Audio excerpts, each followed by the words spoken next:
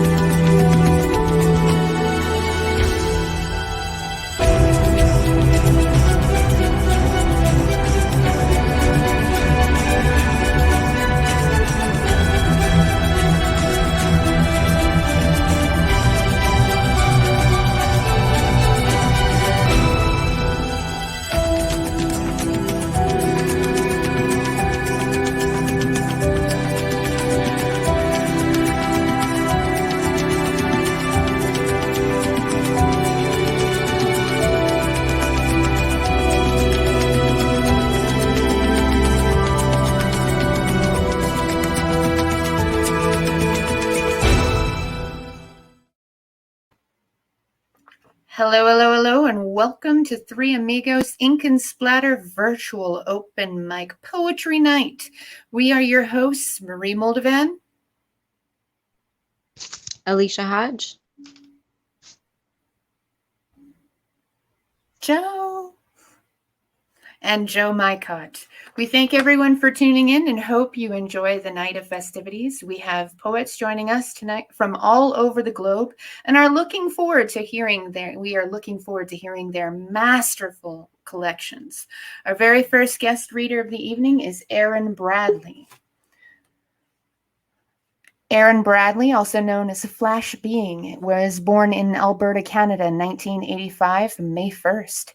Aaron was raised into an oil-driven, fast way of living, taught to work hard, marry, have children, and pass over.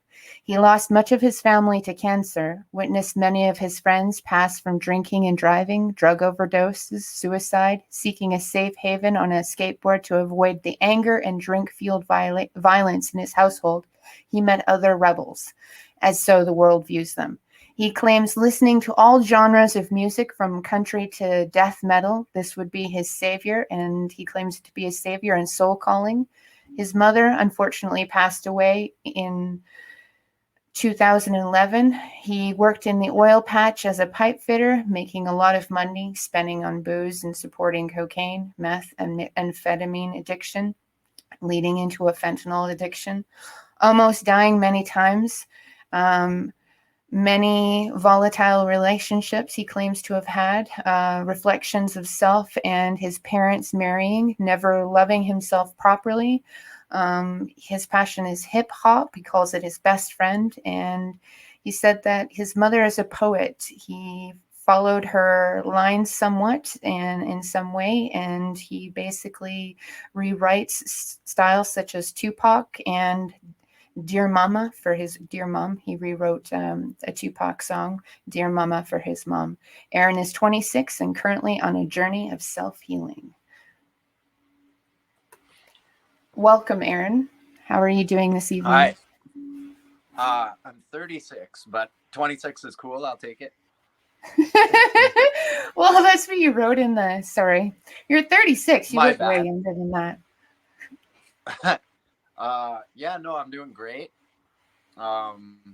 Just working on an album at the moment. I don't know if I can dish out my links here, but if you guys have Spotify, type in Flash Being. There's 11 singles up there. In fact, I'm on all platforms. Maybe a little egoic there, but I brought some old stuff out to speak at you, which should take up my 15 minutes, so I'm not going to yabber on any longer. This first piece is something I wrote a very long time ago. It's shredded, actually. This is one of my oldest poetry books, but it's kind of dark. We all have a little bit of the dark and a little bit of the light inside. It's for us to find that balance between the right and left brain hemispheres. About 4 months ago, I self-taught myself to write with my left hand, and I'm now ambidextrous, and that is my dominant hand now. This one it's not really named. It's I'm not too sure how my Wi-Fi connection is. I'm hoping everything's kind of working out there, but I'm just gonna let you guys have it if you can still hear me. Yeah, everything sounds good to me. Okay, cool. So this one goes, it's only like a 2-liner, maybe 16 bars here. Consumerism, capitalism. We're all sick and depressed, lost touch with reality, and we're gripping for whatever's next. So let's take a test. We'll just stand here and relax, and we're going to give you what's best, they tell us. It's a scam, folks. Don't listen. While you're not looking, there's innocent victims being tossed inside prisons. I'm going to keep spitting about flaws in the system until you all know what I know. They're sick and they're twisted, yet claiming the victims, belligerent tycoons, they should be prisoned. As my knowledge grows bigger and my vocabulary expands, I'll build an army of hippies and we'll all meet on the sand. This next piece I wrote is a little bit newer, I guess. It's called Tranquil, and it's a little lighter. That's kind of what I like to do. One here, one there. Tranquil, witnessing serenity. Like a tranquilizer dart, uncovering the meaning of tranquility was part of my start to the place I've been searching. No more hating myself, thinking thoughts of uncertainty or certainly they're against and must be out to hurt me. I'm glad that it is all over. And I'm back to myself, to when I was little and I was top shelf. No more nonsense or drama. I'm face to face with my karma. I fought off names like the Dark Knight, prepared for dilemma. Slight obstacles readying me since I heard the word Dharma. Since lashing out at Big Pharma, I've came a long way from wanting to cut arms off. I've seen the outside of sanity, conquered my fear of some tragedy. Beyond that, meeting people teaching me there's much hope for humanity. To the kind hearts along this journey, with the utmost support, you've helped open my eyes, assisted in restoring my heart, bringing art back in focus. And no, this isn't lost, nor is it hopeless. So I'll push, then I'll keep pushing, shove my faults in a booklet, look at them later to remember my footsteps. Realize some choices were crooked. Would not change one thing, from the lust to addiction, strengthening me, backing away from the system, not for retaliation, but for something different. Let's use love over hate, build houses instead of prisons, breaking certain traditions, making our mission. It's all about gratitude. It's time to start giving back to each other, ourselves, and our mother Gaia. For we all deserve a pedestal, not just one or two high-ups.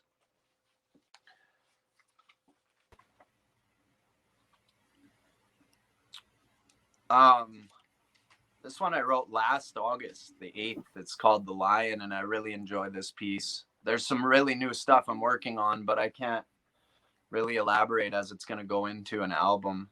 I guess I do have some spoken word stuff, but... Almost a perfect piece to read, considering the Lion's Gate is now open. Yeah, so I wrote this last August, 8/8/2020. Lion's Gate, exactly. The power of a creative mind that fought through times of confinement, defines space and time with his and her rhymes, sending warm and cold shivers up and down my spine, my kundalini rising up from the roots, proving anything is doable. Next, I'll possibly learn how to play the flute, maintain my health. I'll continue eating fruit, and I'll not beat myself down anymore for my faults or my slips. I love the eye that I've become, yet there's much more to this trip. Gifts, rifts, flips, embrace home. Sirius star cluster, fall down, shake it off like a Clint Eastwood duster stuck in a Western movie. I've grown, yet continue to learn. Multiple ego deaths I continue to burn, back to my chakras.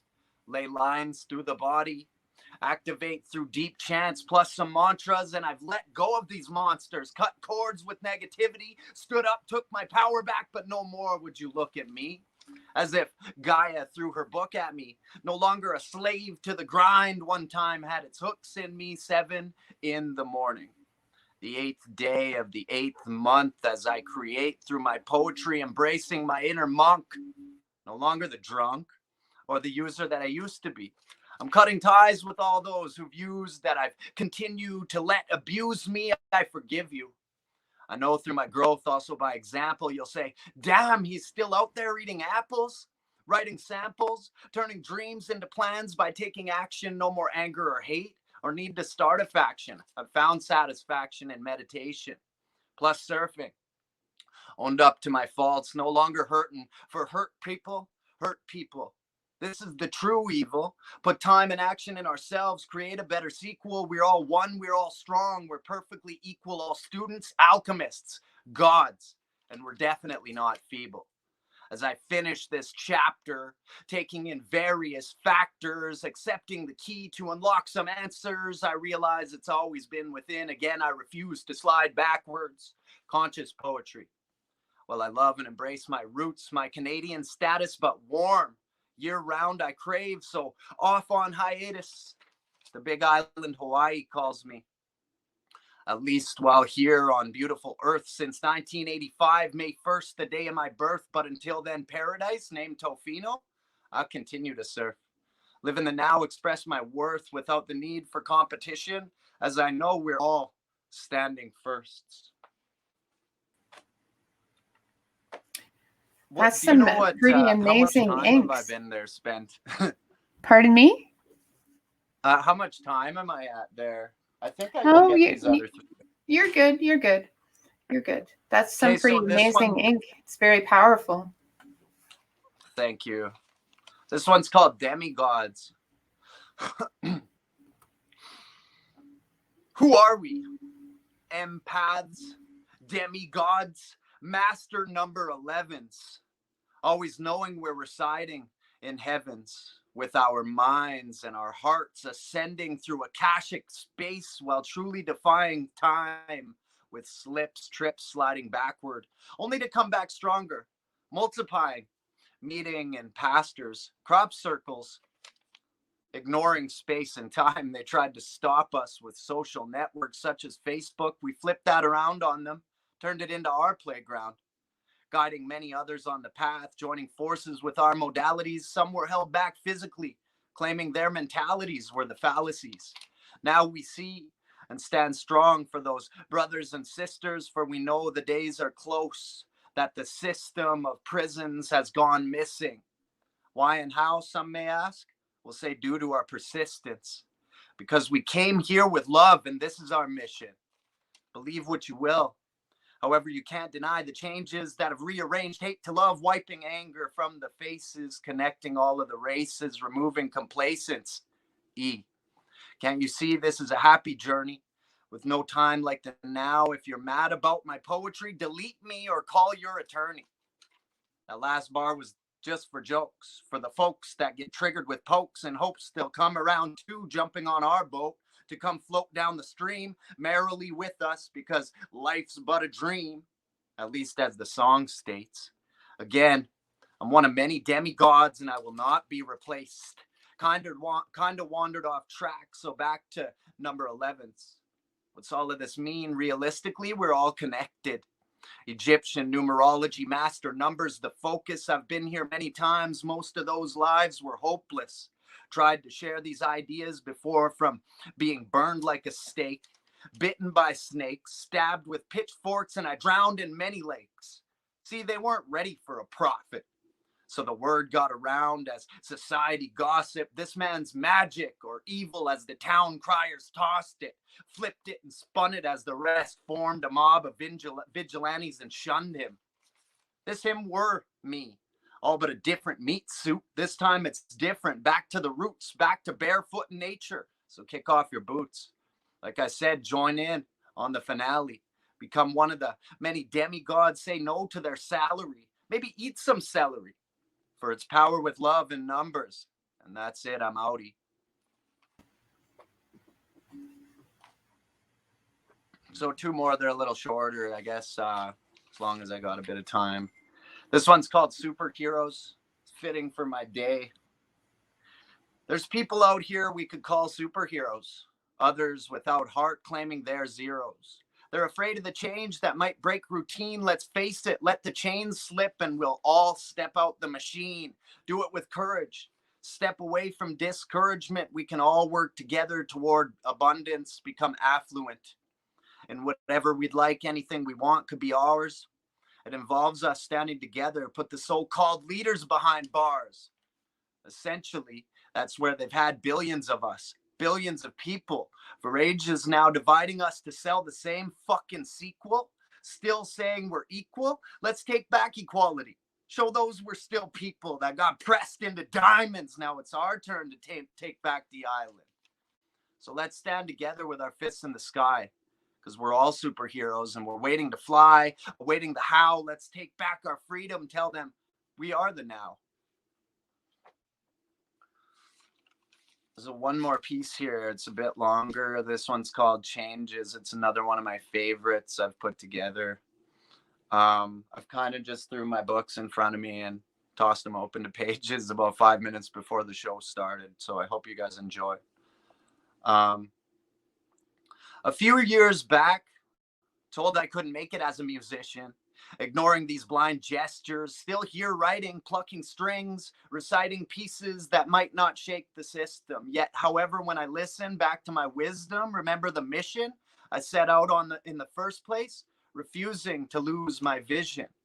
Revisit cataclysmic events that shook me, to say the least, losing my parents to cancer, opioid addiction, many more afflictions, meditation, plant medicines, helping make me the beast that I am today. Forgiving, coping with all these traumas in a new way, ignoring the bullshit naysayers have to say. This is my algorithm, and I choose happy, love over a prison. Some days are dark, I'll admit. This is a given, told by a very wise person. There's always three sides to a story. Yours, mine, the truth. No more competition for glory. My reflection was always gory. Shit, relationships I were involved in could have been featured on Maury. Enough about that shit. Let's discuss the unintentional backflip caused when I had my first crack hit, or when I had nothing but a mattress and a tent and a bicycle, but kept writing Mad Libs. Sad when I heard I still hear of homies dying in desperate need of a crack fix, or can't figure out where to put the needle in the track mix. This is me ranting, remembering why I started. For old friends still strung out and all the departed. So do not tell me musicians, geniuses are born and we can't get there through practice. I'll be living fucking proof, still standing amidst disaster. Fact is, many can prove and have done so, writing their own chapter, walking tall despite being picked on, growing up, getting wedgies, messed with in locker rooms, called names like little bastard. And maybe we were them bastards. Maybe this caused our slide backward. I picked on those weaker than myself. The bully became the bully. This is a real factor. Suicide is also very real, and I'm sorry for the laughter.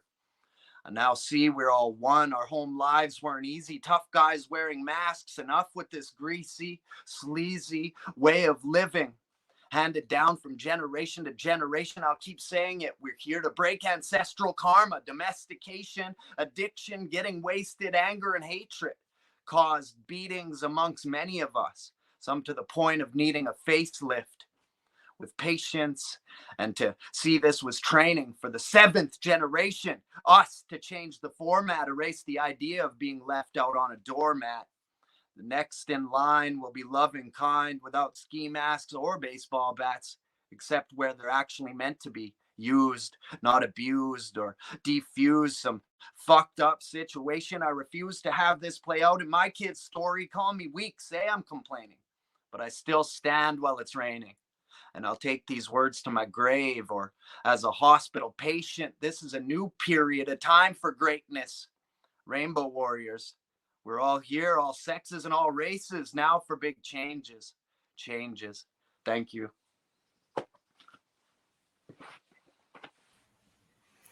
Thank you very much, Bradley. That was amazing, Aaron. That was amazing, Ink, Aaron Bradley. Thank you very much. So, tell us a little bit about what's going on in British Columbia right now. The mountains are on fire. I'm in between it all, but it rained today, which is awesome. I just came back from 50 days out in on the front lines. I've been arrested. I was standing with Fairy Creek, where the old growth logging's still happening. So It for those shakes of me to us say, but that don't know anything about that, like I'm familiar with it, but there might be some of the guests that are not familiar with that. What is that all about? Teal Jones has been logging old growth for quite some time, and there's only 2.5% left in the rainforest of these ancient mothers, is what we call them, mothers and grandfather trees. Um, it's horrible, and now I'm over here in the interior, and you can see climate change act as it is accordingly. I know that there's time for the old to burn and a new to rise, and I'm just trying to maintain my composure through all of this. I come from a very angry background. I really want to take my hat off, even though I don't wear one, for everybody out there standing in defense of those trees. They've been out there for just about a year and a half now. Frontliners dealing with Royal Canadian Mounted Police. If you can see, the shirt that I'm wearing is one of my buddies out of Vancouver. It's called Decolonial Clothing Line. Some people off put me when I say decolonize. The indigenous don't intend for people to go back to Europe or back to where they're from. When they're talking about decolonization, it means unite. It means for Well, all of us yeah, to because stand up. globally around the world we have been colonized, and there's indigenous from all around the world, myself included. I'm indigenous from both European and Asian and Canadian background. So, I have ancestors who have been colonized because they were basically taken from their roots and moved from place to place, sold into slavery and so on. And then I have ancestors from here.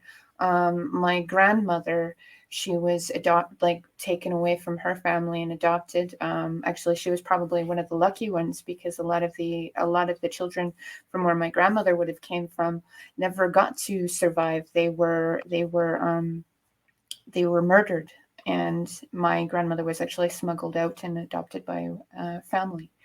And her mother she's part of the school system, the residential school system. So I never got to know that part of my family. So yeah, when it comes to colonization, all across the world, we have experienced it, been ripped away from our families and our traditions, and forced into what is considered a controlled structure system.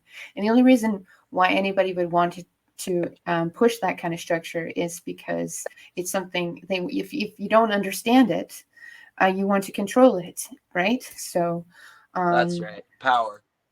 power, power, and knowledge Power. is power. And if you can't understand something, you basically try to regulate it in a way that you can control and understand it, which is unfortunate. And but a lot of individuals across the world. I mean, I think we're all from tribes that have been forced into we've all been forced into the system and colonized.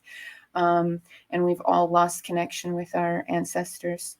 So, and when you talk about the trees, I'm also of the belief that our ancestors are, you can speak to them within the trees, and so on and so forth. I was taught those traditions growing up too.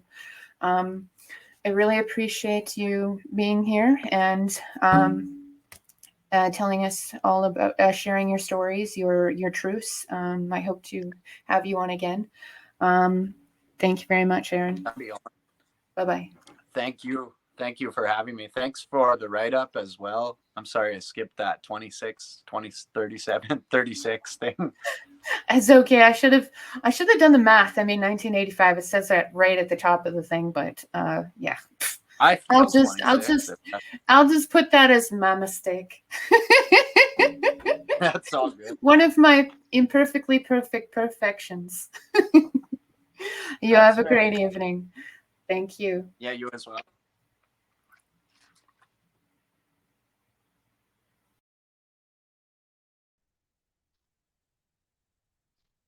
All right, so next we have Max Myers. And Max Myers is a Sacramento, California resident and has been for some years. Inspired to write by a world of natural beauty, loving friendships, and the magical and mystical spiritual relationship between all things, Max has been writing poetry and short essays for the last 60 years. A self-taught poet/writer, he is an artist, musician, beekeeper who has traveled around this beautiful country seeing the profoundly impressive and magical sights and spending time meeting the wonderful people who make up the color and flavor of America. There is so much to observe and document, and as Walt Whitman said, one discovers the song of thyself. Max has self-published several books which are available on Amazon Books or Google Max Myers Books.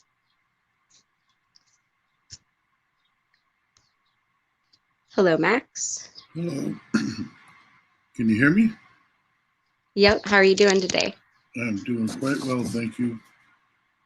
I sure enjoyed the last reader. My golly. Yeah, that was amazing. Yeah, it was awesome. Absolutely awesome. Well, I have a few poems to read. Should I start?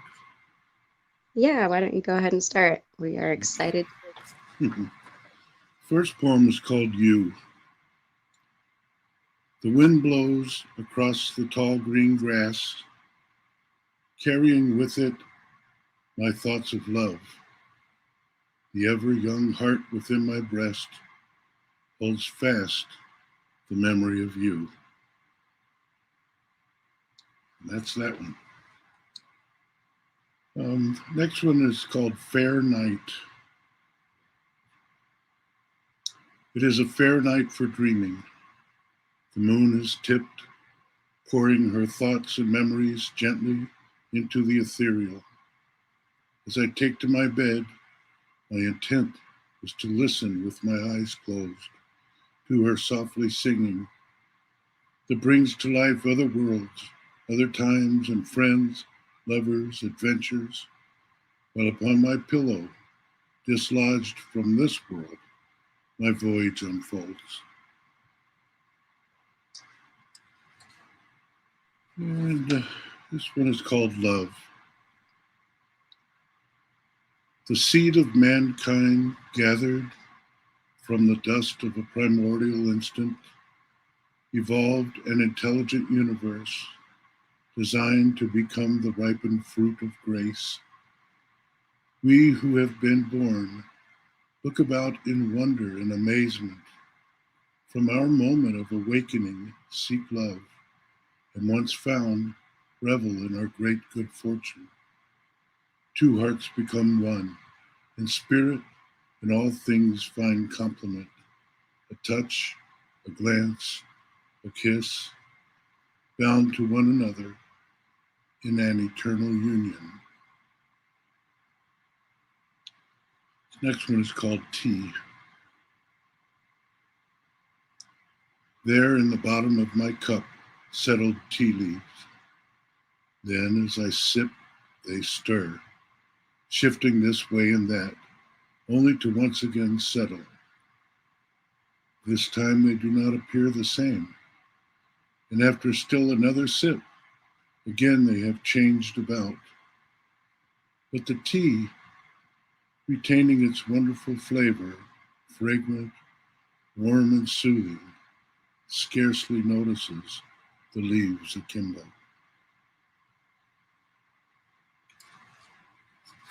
Next one is called Wind.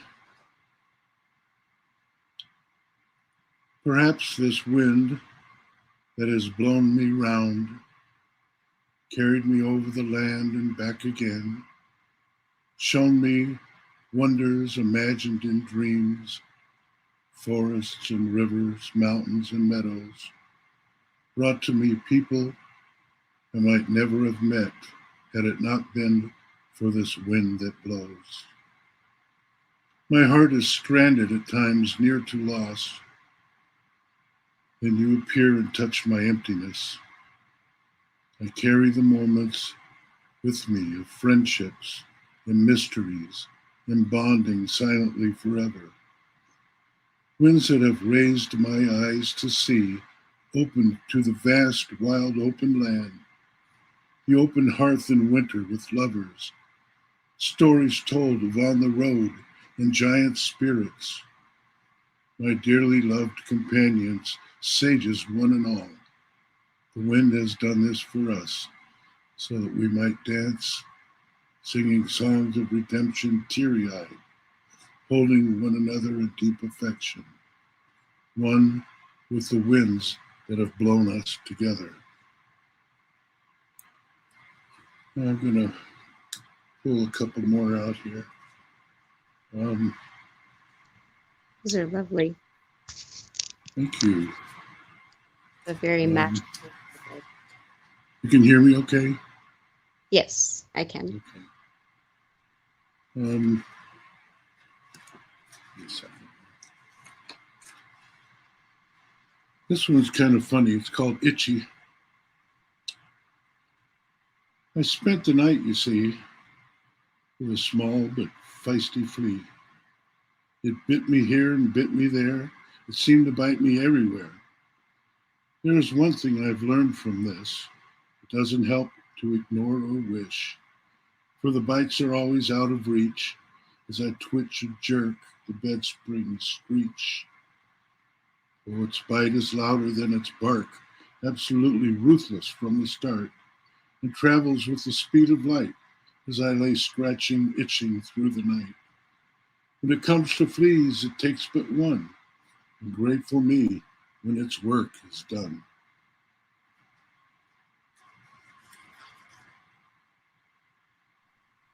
This poem is called Fragments. Shards of pottery, all that remain, scattered across the years. Vessels broken by changing seasons, each piece but a fragment, a glimpse of the color still there. Not one piece reflects the whole, yet together form a mosaic that bears the story of a life, a heart's journey through time.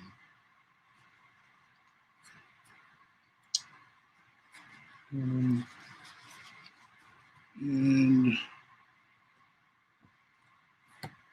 let's see.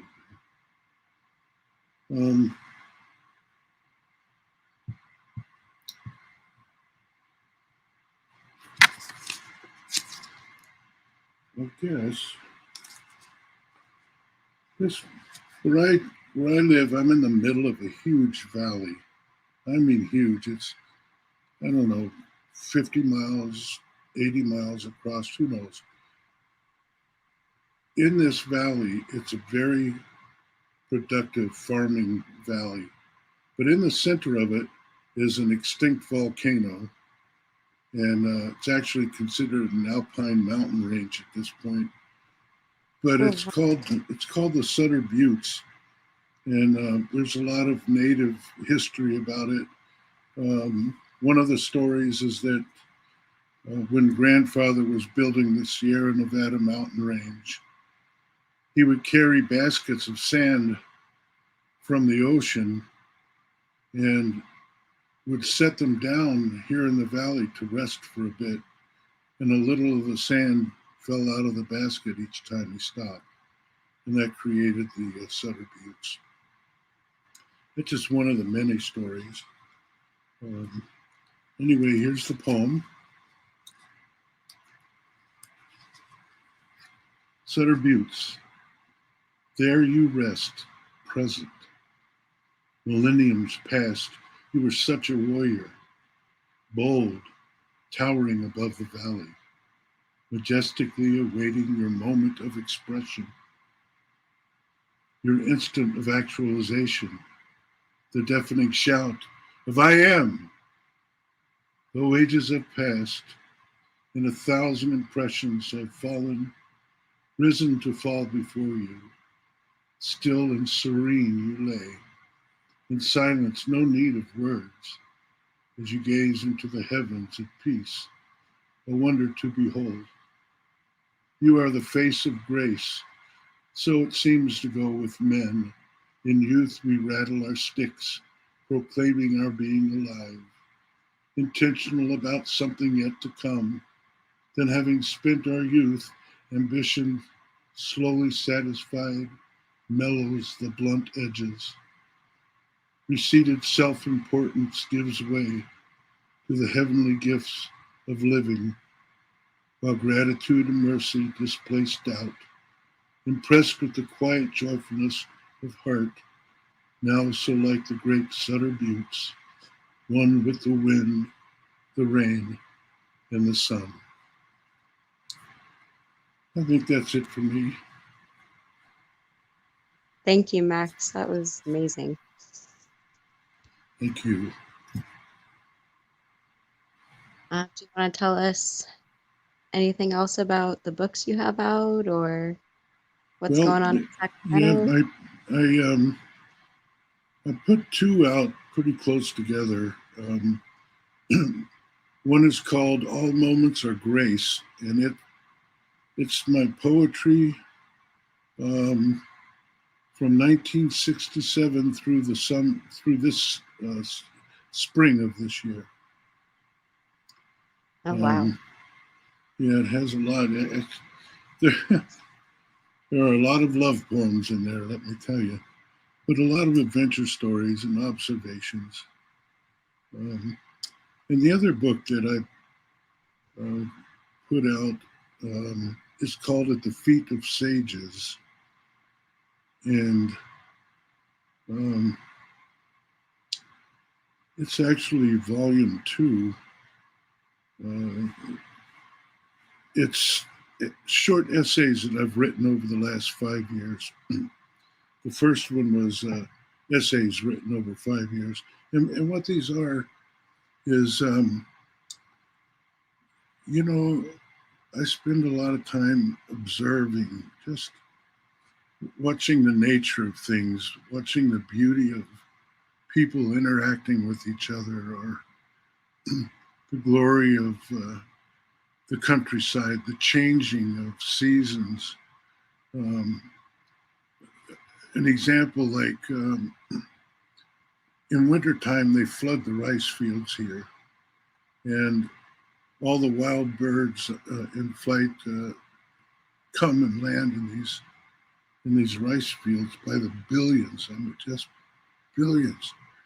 And after the birds leave, they drain them, plow them, and plant rice, and then they flood them again. And after a while, you see these little green tips coming up out of the water. And later, the rice gets taller and taller. And then it all turns yellow at the same time, and then they come through and harvest it. And it's a cycle. And everything around here cycles. In the foothills, from every 2 weeks, the color changes of the wildflowers. Nature has designed things that they rotate when they bloom. And I believe this is for the salvation of all the creatures that live, all the flying pollinators, and that everything gets fed. Everything has its season and everything gets fed. So I observe these things and I write about them. And my essays are short. They're only half a page long comments. But that's what At the Feet of Sages is all about. The first book had the Sutter Buttes as the cover, and the second book, I have a friend, Scott Hess, who took this lovely picture of a rosebud just getting ready to explode. And it's so powerful that, I look at nature as a sage. I learn from nature. Nature teaches. So that's why that book is called At the Feet of Sages. Those are the 2 books I have out currently. I'm getting ready to release another book called New Work, and it's poems that have been written over the course of the summer. Anyway, that's it. Well, thank you again, Max. I really enjoyed your stuff. I think everybody else did too. You have a beautiful way of sharing your observations. Thank you so much. Thank you.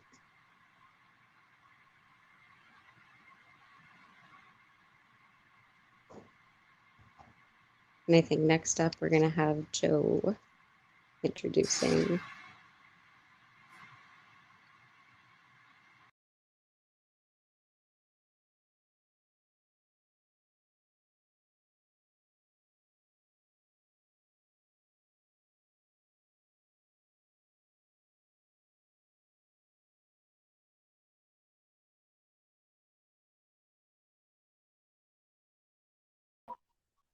All right, guys. Thank you, Max Myers. That was great. Next up, we have Alistair Allen. Alistair is a poet, actor, and master of many trades extraordinaire. He was born in Montserrat, West Indies, if I've pronounced that correctly.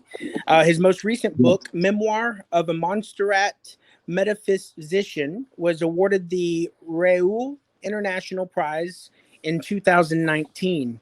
And if I've mispronunciated any of that, or mispronounced even any of that, Alistair, please feel free to correct me.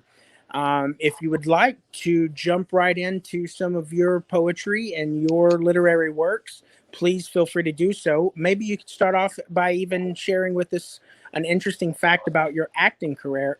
I find that very intriguing. So maybe share a highlight from your acting career, something you've done in the way of acting that you're most proud of, or that's maybe most interesting about that journey for you, and then jump into some of your works. What do you say, Alistair? How are you?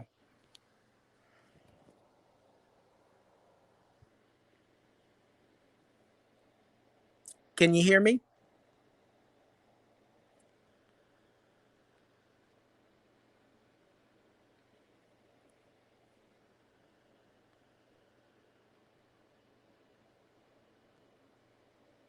Alistair, are you there?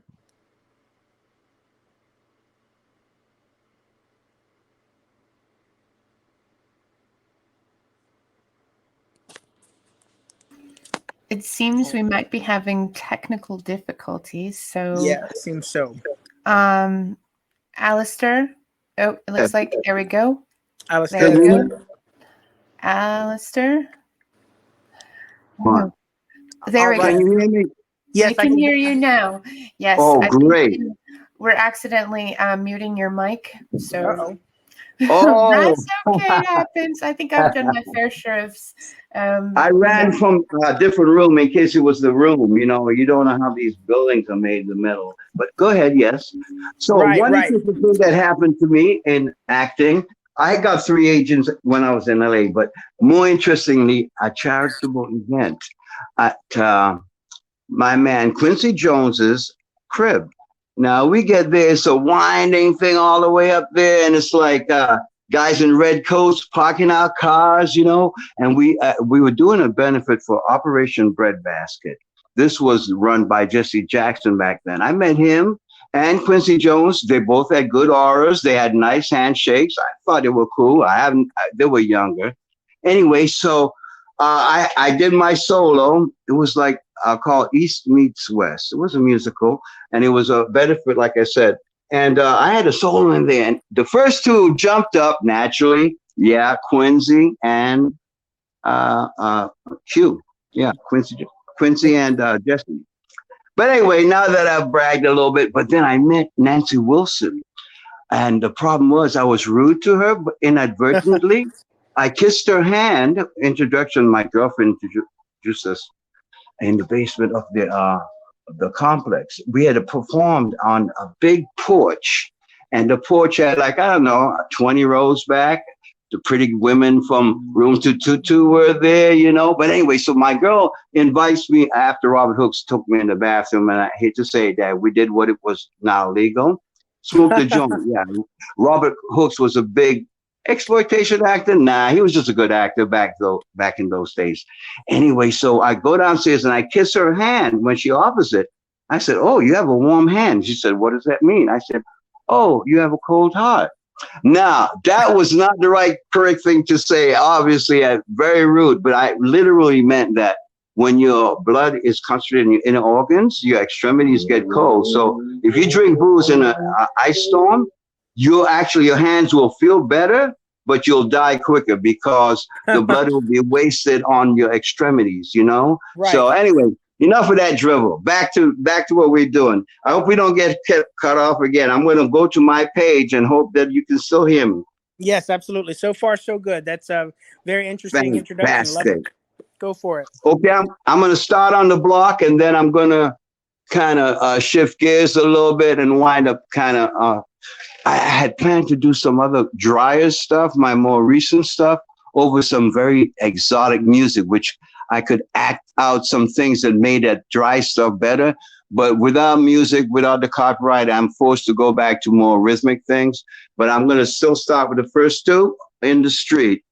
The first one is called The Skeet Beat at an Elite Street Fleet. I already need a drink of water, and it's in the other room. Okay. I talk too much. All right, here we go.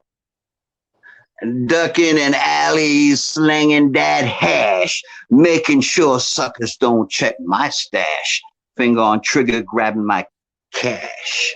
Looking over shoulder, ready? Dash. Oh.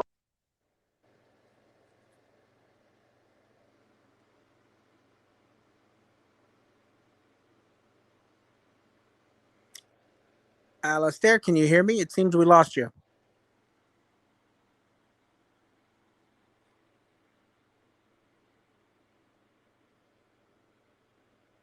Alistair, we had you and then we lost you. Just a couple of minutes. Do you have me now? There you are. Go ahead. Continue on. Oh, see, now that means it's the page. I'm on the other page, and that's what's screwing it up. Okay. I'll try it again. Yeah, unfortunately, if you go from one page to the other while we're live streaming, it'll kick you off if you don't have a high bandwidth, like if you don't have a lot of Wi-Fi capacity behind there. Oh. Yeah. Okay. I hear that. Okay, well, I guess I'll just end up with the last piece because it's the first song that I ever wrote like decades ago. I want to ride your roller coaster rainbow and feel your iridescent glow. Whoa, whoa. Slide up to your northern lights, steal to your Milky Way heights. I wanna hear my heart in your halo and seek out your inner sun. You make me feel like a pharaoh ever since day one. I wanna glide around your erotic galaxy, sail around your sensual universe, peek at your polarities till I've quenched my stellar thirst. And that's just an old tune from way back in the day. I guess I could try and go over there real quick and we just say that Saranaya at the end of that when I click out.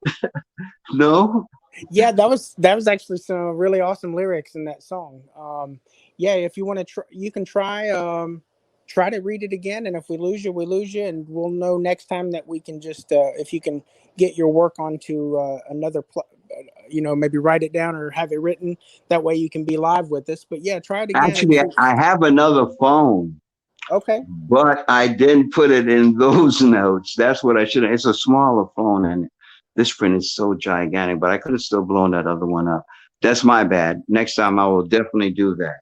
Yeah, that's no worries. Yeah, you can give it a shot again. Because the lyrics from that song you just sang, those were excellent. Those were a lot of fun. But yeah, give it a try and see what happens. Otherwise, we'll go from there. Okay, I'll finish it. Damn cops gone, back on block in a flash. What, you short again? Don't make me rash. This the only high-paying ghetto job. McCory record turns off boss man snobs. So I gotta deal with these geeky slobs. Ain't trying to find nobody else to rob. Dog eat dog. My mind's in a grimy fog. Blue lab treadmills like a swampy bog. Gots to be ready to leap like a frog. At least I ain't no cold chump corporate cog. My dukes know that. My loot's no lucky fluke. She snatch up ratchet rent with no rebuke. I keep fam safe, far away from them gooks. I cook, nobody looks, then juke the kooks. My girl's belly began swelling. We ain't kicking it, not gelling, but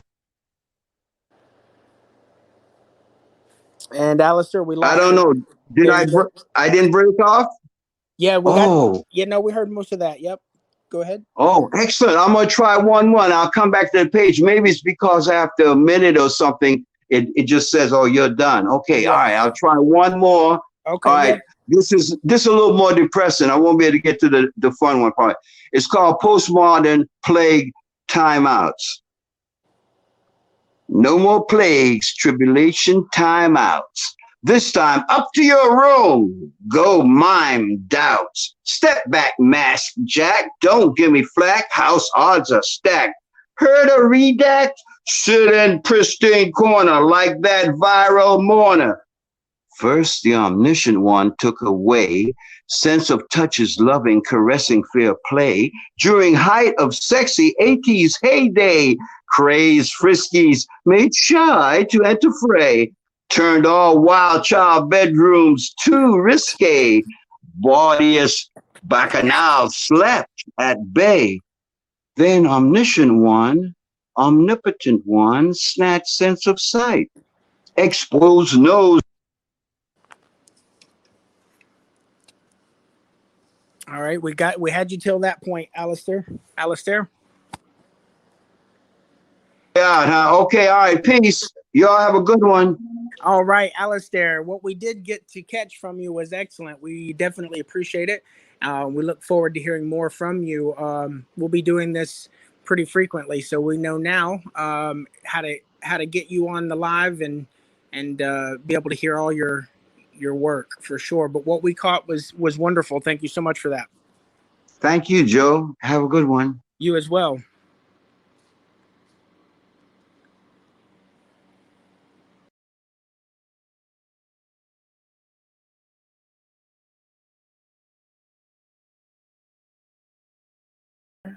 So far, everything has been absolutely amazing. I've enjoyed everybody's reading up to this point. Our next author is Stuart Marshall. Stuart Irving Marshall is a compulsive Madden and Minecraft game master and connoisseur of all things cheesy, crunchy, and tasty, who also happens to be a pretty good poet and writer. Yes, definitely. I've read some of Alistair's pieces. I would attest to that. He was raised in Brooklyn, grew up to the great height of 5'6" while living in Virginia, and began writing suddenly out of the blue at the ripe old age of 40. Thank goodness. He was getting really bored.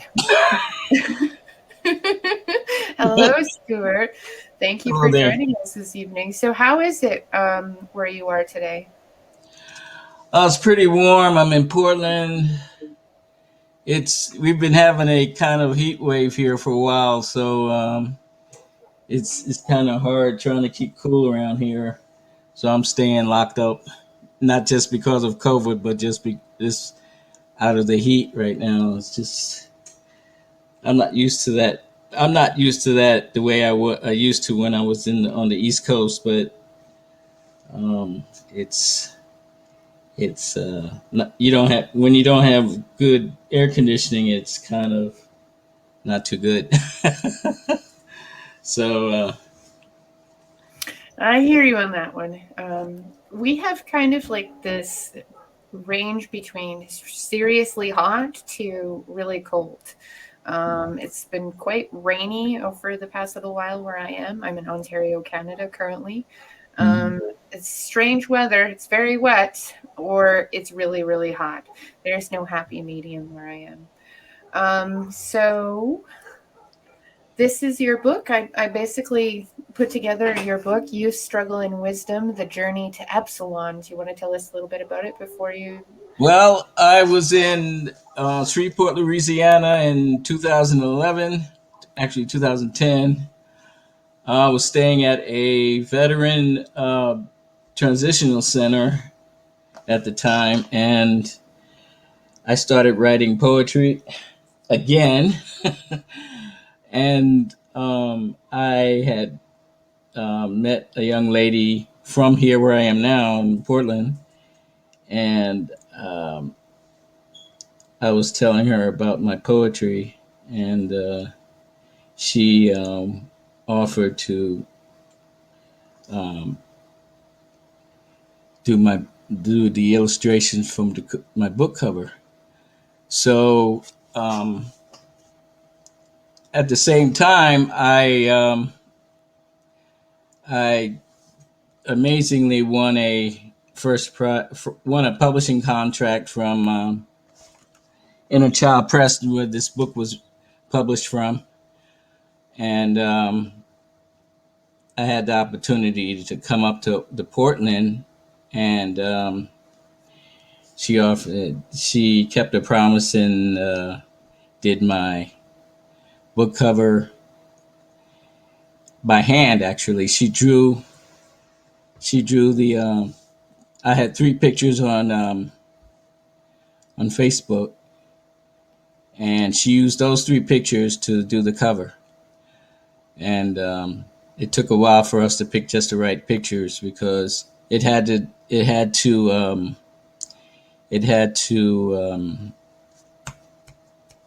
match up with the title of the book. So the oldest picture I had was one from '89, when I was a little over 40 something. And the second one was a little more recent. And the last one was when I had become a Nichiren Buddhist, and I was living in Louisiana at the time. And that was, when was that? Like I said, that was like in 2010, 11. And we decided to use those 3 pictures for the cover, and it turned out pretty well. The one on the back cover is when I was in Shreveport, standing outside of the downtown library. And I usually frequent libraries whenever I go to a new place. So that's where I am there. So I have about 200 poems in that book, actually. And my favorite ones are the ones I'm going to read tonight. One of them called "The Rain," which you created those pictures for it. I appreciate that. They're perfect pictures for it. Well, I wanted to start with "Rain" and go to the sequel of that, which is from the characters, the son's perspective, which is like. So I'll just start. "The Rain. She's not preaching. She's not on the phone. She's just remembering the past. The last time she saw him, they were taking him away. For what? She didn't know. But since that day, it had taken her away, far away, where the only thing that matters was the love that was still there. That love that remained after the phone call, after the strip search and the perch of barrels, the singing of carols. 1 year, 5 years now, the visits, finding a piece of forgiveness saved up for this rainy day. She remembered the day, her tears as never and since, her words flowing like a river, to everyone, to no one, to herself, remembering, helping others remember what it means to love, forgive, and never stop. She tells him to write her every day, Read, remember a verse or two from King James. Pray before he goes to war, before he fights for his morning, evening meal, and takes his special pill for that special ill. Yes, they said, and he said. He tried to see the Lord before his time, but he really didn't know what he was doing. He was just fooling with the devil.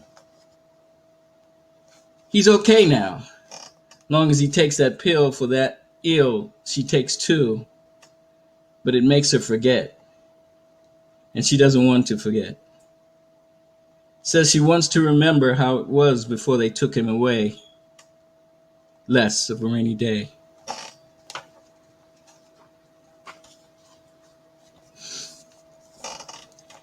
That's a very powerful piece. I really, really enjoyed it. I'm so glad that you submitted it to the anthology that we're working on. It is an amazing piece. Yeah, that's one of my favorite ones. This is the sequel I wrote maybe a week after from his perspective. I had to do it from his perspective because it just weighed on me. It's like I'm not even here or there or anywhere. It's like I'm a ghost, a phantom, an invisible, shapeless entity, an unavoidable void of life emanating from a spot just out of, but still within the spectrum of visible light.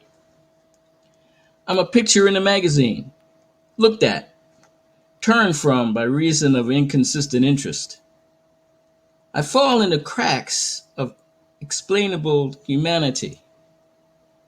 Am I deserving, or am I just an eventual sound of complaint, faint with frustration, inner anger, and elevated blood pressure?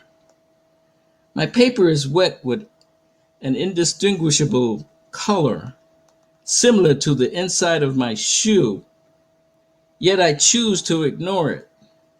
I struggle daily with the urge to just give up, yet cannot bring myself to such a physical place equal to the measure of my thoughts. I'm tired, weary to the point of teary, to the point of fearing what I cannot control, and perhaps I wish not to, in the hopes that I find some truth to my existence. In my mind, I see her, climbing the stairs, waiting for me to open the door. She goes and I froze, wondering why. She vanished. She disappeared. I write over small, large blotches of brown design, contemplating meaning, the meaning of what is, was, and never to be.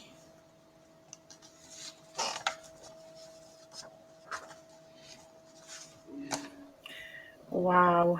I have no words. That was a pretty powerful piece. Yeah. So I did note that you mentioned that you started writing this book when you were in transition in the Veterans House. Were you a veteran? Yes, 2007, I lost my job in Atlanta. I was in Atlanta, Georgia at the moment, and I had lost my job. And, well, actually, I didn't have one. I was living off of my father's, I don't know what you call it, when they leave you money when they die. I was living off of that for at least a year. And then the economy just got so bad that I couldn't find a job anywhere, and I was homeless for the next 3 years in Atlanta. Well, not just in Atlanta, but Atlanta was where I ended up before I moved to Shreveport. But that's where I did a lot of writing. I did tons of writing. That's where I think that's where I wrote The Rain and After the Rain, but I wrote a lot of other poems while I was there, and that's those are the poems that went into this book. The majority of these poems that are in this book were from the poems I wrote in Atlanta. So, like my series on homelessness, which was based on my own homelessness. So I could read a few of those if I have time. Absolutely, I would enjoy hearing them.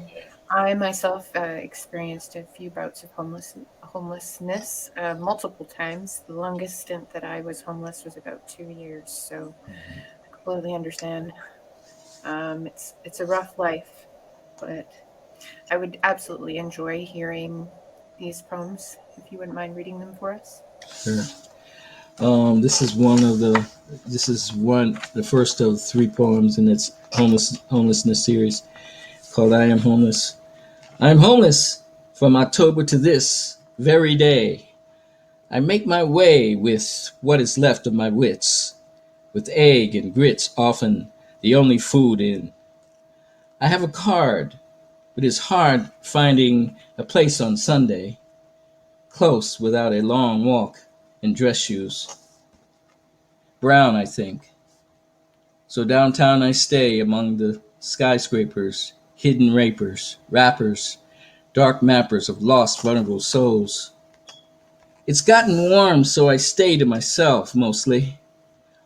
All my worldly's gone on a day too far away, past to rightly say for sure.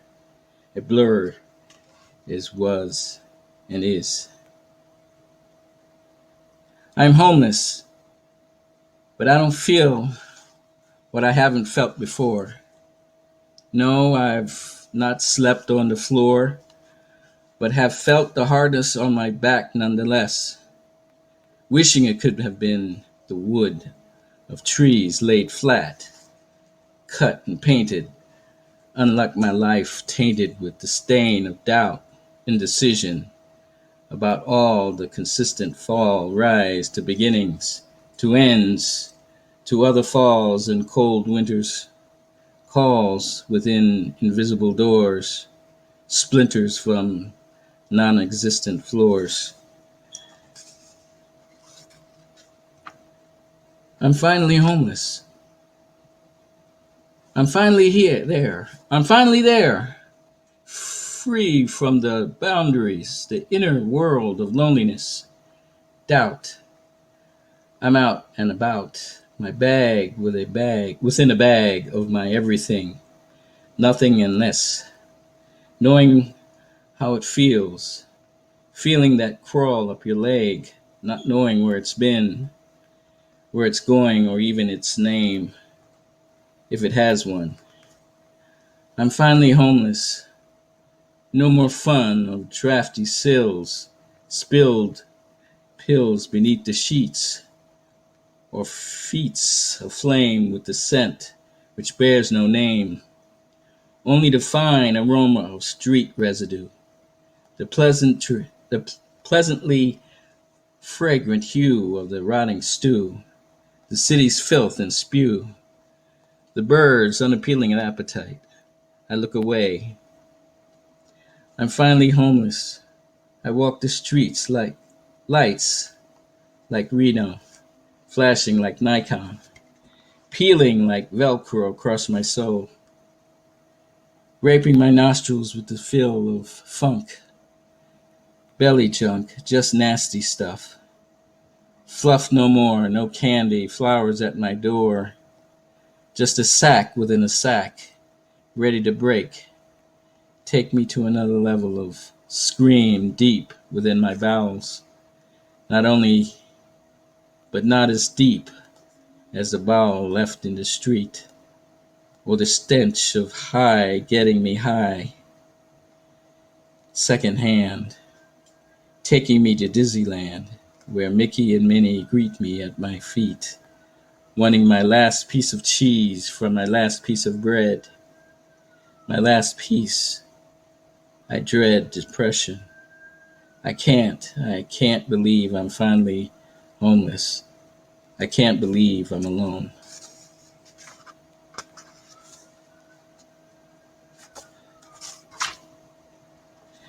Guest key access only. I see the door, yet I have no key. I plead, get only stares from within the pearly, swirly, paisley, carpeted gates of paradise. My eyes ask twice, but it's like I'm mute in an invisible suit of glass. Guest key access only painted on my ass. I am outside with no place to go, hide in my nakedness from the night, from the cold, old from the years of blowing still. My bladder is full, but they think I bull. As they lean against the shiny breast, red pants, black stripe up the side, guest key access only, stenciled to my hide. I'm lost, a ghost without a haunting shrill, with time to kill and fluid to spill somewhere. But do I dare? My feet are weak, my countenance bleak, tired of the constant and inevitable. I walk anyway, looking back toward my shred of adjacent hope, hoping to cope, willing to forgive, let it pass, with guest key access only, still painted on my ass.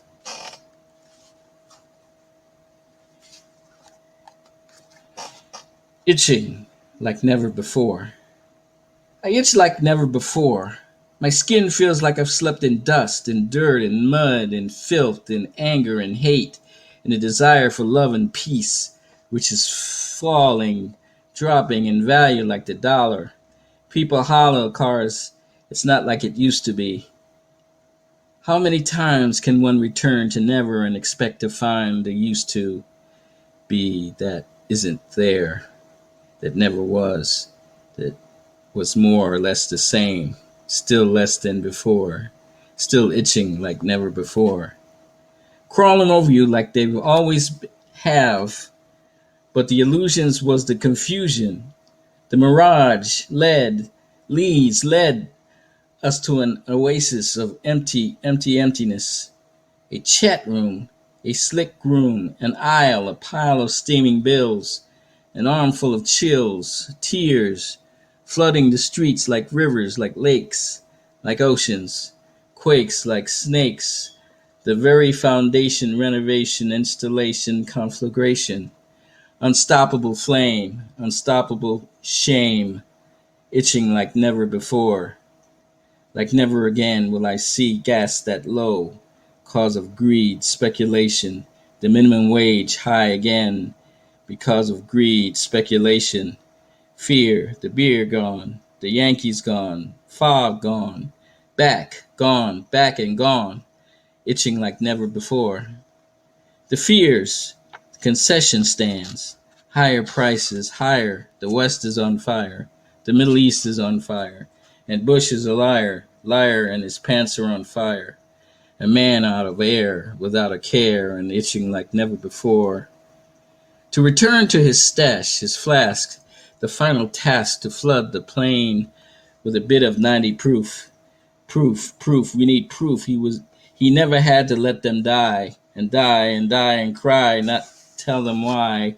The truth, the look from the kiddie chair as they were flying there, like he knew, like he flew the crew, like he knew the painful look that shook the souls rising, leaving this world, rid of the itching, never before, never again, watching the burning bush, burning the scab, healing, itching like never before. The look, how long did he practice it before it became as real as his empty heart, knowing, not sharing, not caring, content to itch like always, like before and always, spreading his disease like a disease, like a plague, like an incurable itch, hoping it keeps him warm at night, out of sight, out of mindless, heartless, festering itch. My skin feels like it needs to scratch. A life clean to the bone. Start over, move over and over till the spot's done itching.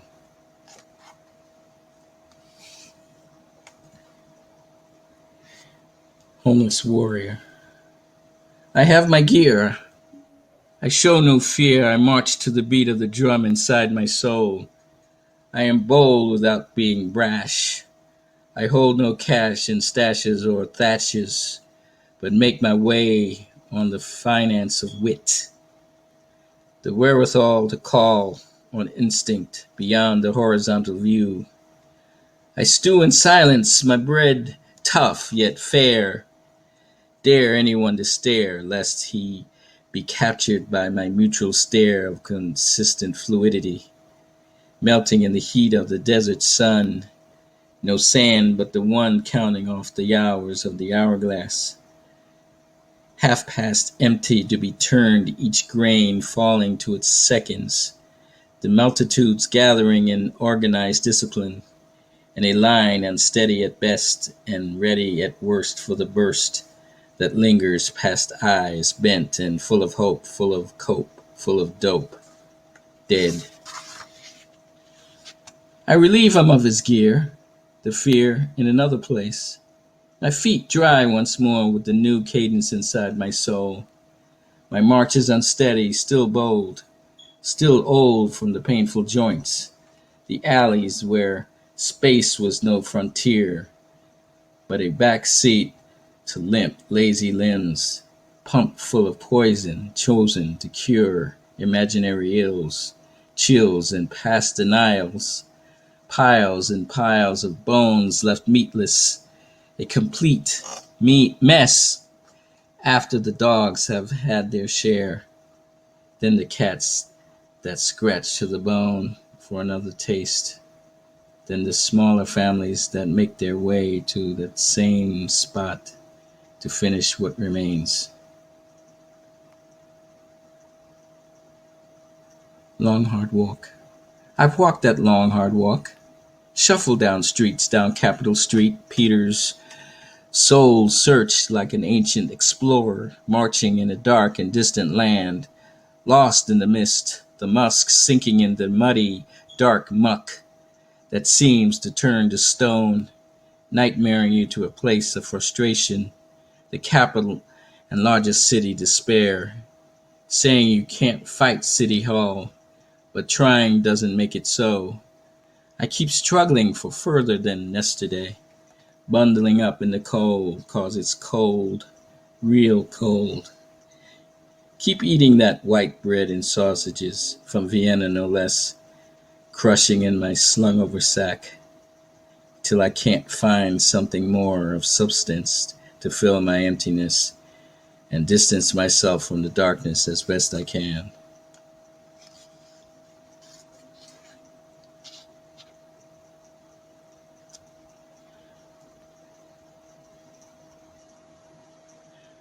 As steel honed to a sharpness cut, unravel that which has been hidden, shown, dispel the doubts both far and wide and near, but a flicker of lash to a burning cauldron, to cinder, to ash, to vapor, to breathe into the night, to hack and slash, both lung and sword, bored not to action, silver's gleam, alone but for his mighty team warriors all. The call from lips, from the gauntlet to arm to fingertips, as steel honed to a sharpness cut, chain and mail for peck and gut, right on until the dawn appears, thrust forward shield to shade the sun, fight forward then and all is done. March homeward bound to arms, both wide and love revealed, hidden inside, a victory of heart, the true love's call.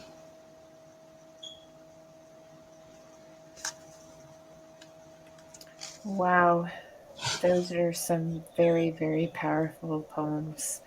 You really drew me in. I actually pictured myself. I know that you were talking about the point and when you were homeless, these tales come from them, but I had visions of being a soldier.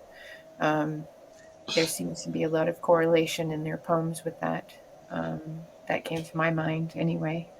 I myself was a soldier,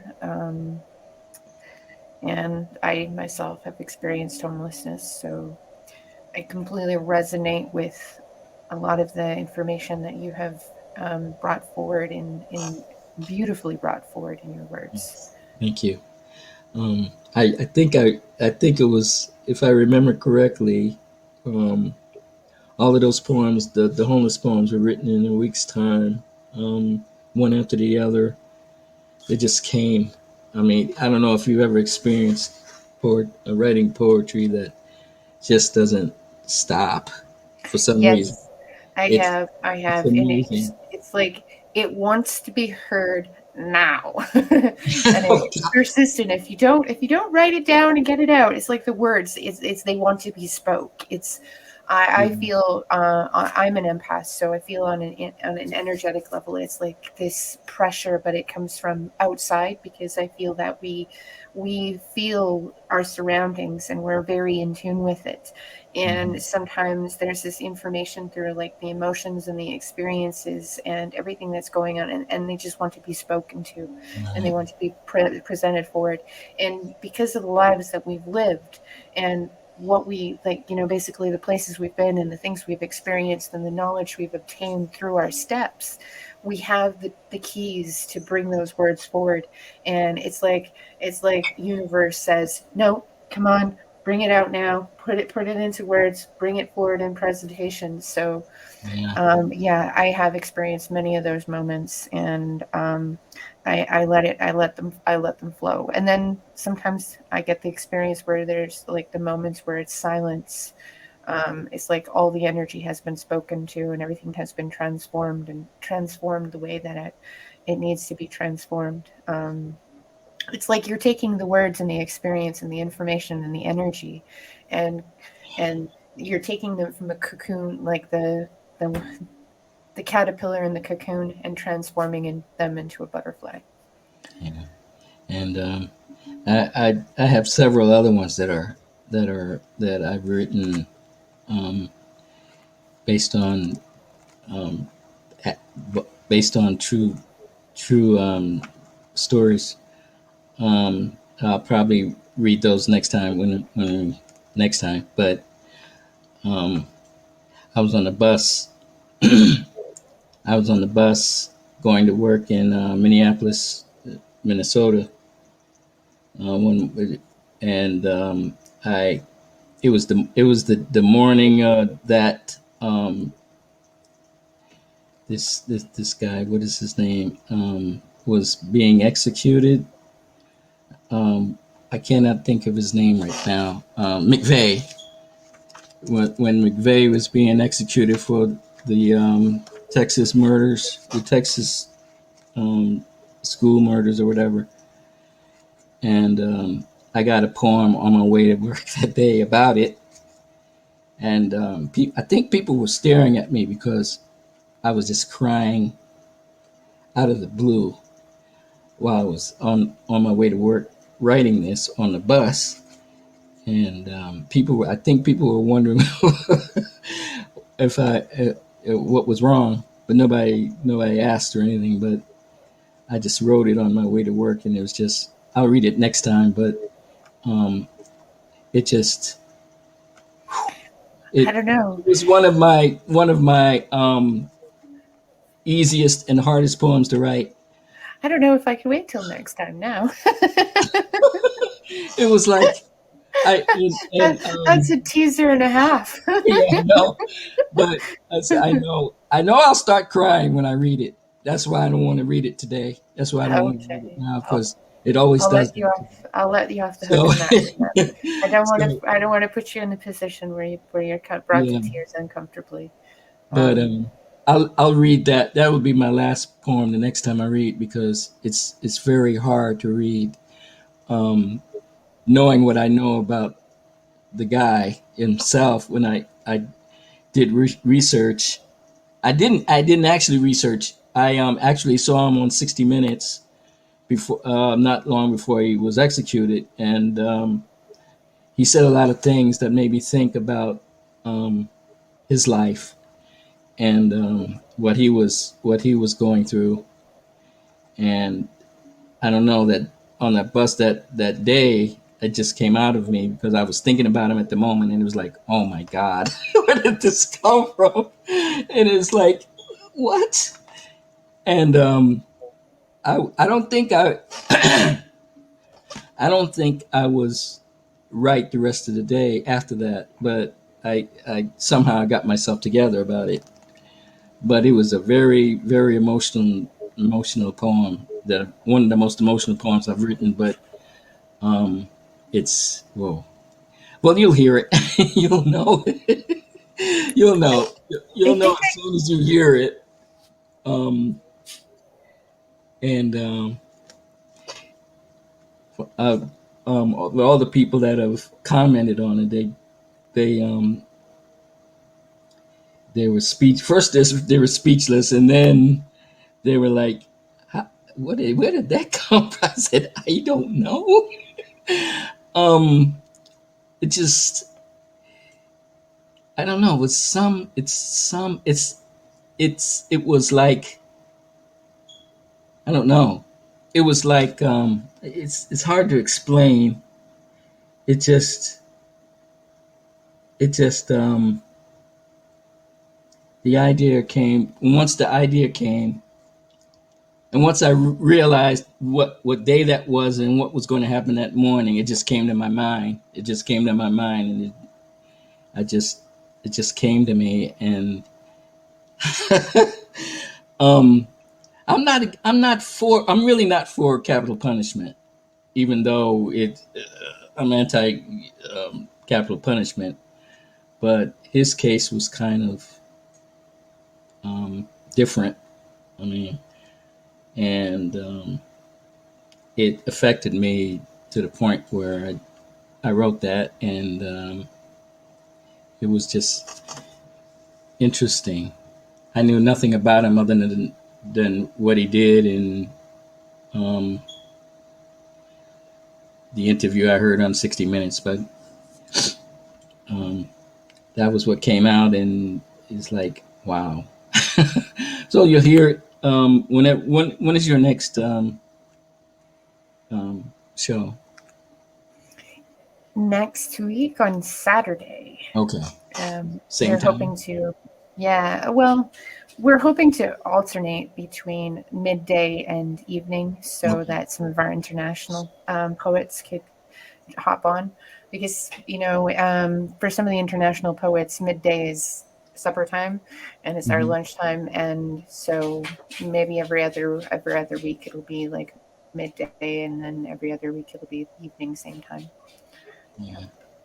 I joined a poetry group here in Portland called Right Around Portland, and I haven't been there in a while. But it was when I got to Portland, it was like one of the things I always want to try to find a place where I can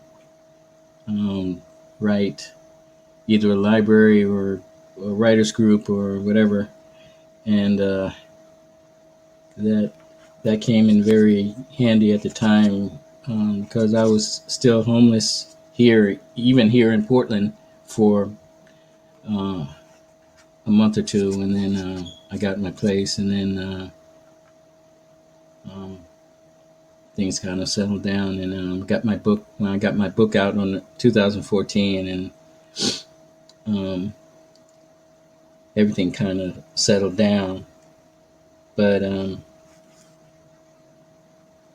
I'm just glad you started this, because I needed an incentive to start writing again, and I think this is going to jumpstart my writing again. And I thank you, and I appreciate being a part of this tonight.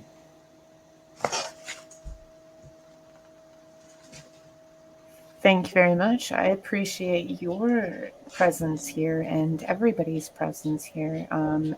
So far, we've had a collection of phenomenal writers, and I believe you yourself, with all the experience you've had in your life, are a writer that can bring forward a powerful voice. And I appreciate you being here with us and reading for us. And I'm thankful for your presence. Thank you, and I'll be sure to be there next time to share more. Sounds good. Thank you very much. Thank you. You have a nice night. You too. Thank you very much.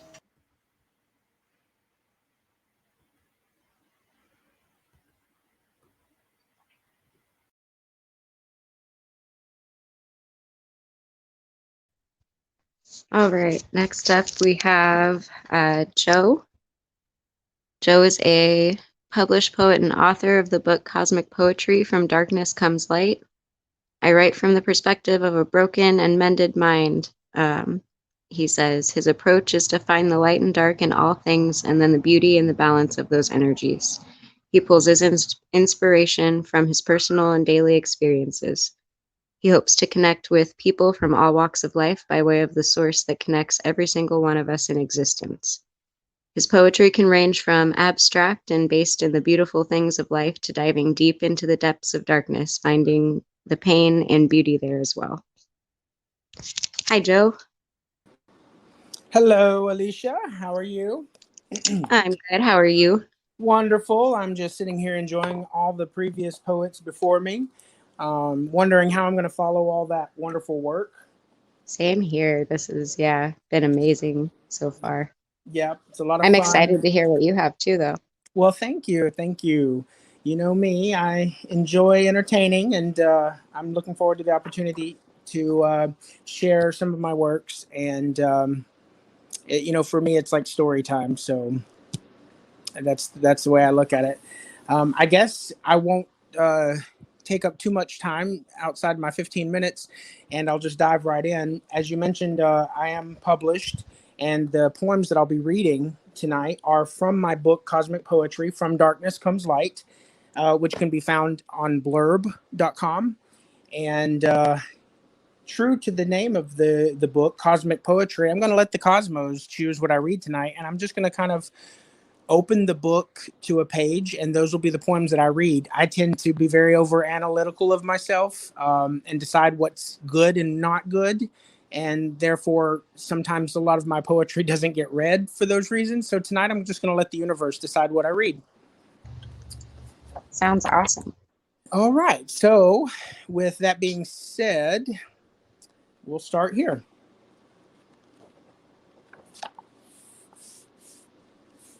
Okay, so this is a poem called Woodrow. And this Woodrow was the name of a dog of my aunt's. And for the first and only time in my life, I had to experience taking that dog to his final resting place. And he was become very ill, and it was the only option. And I had to be there at his bedside while he took his final breath. And this was my experience. And this was my goodbye letter to him. But it's called Woodrow. This morning I said goodbye to Woodrow, down on the road of Arrow. His health faded and his body was raided. I was called to act with mercy. His journey was no longer earthly. He was a good boy until the very end. In the last moments, I held in my hands the precious face of man's best friend. I dared not leave him to go alone. I sat with him face to face while this mercy was shown. It was hard and it hurt my heart, but his condition demanded that we must part. Goodbye, Woodrow, you old rover. Be free and in peace. Your dog days are over.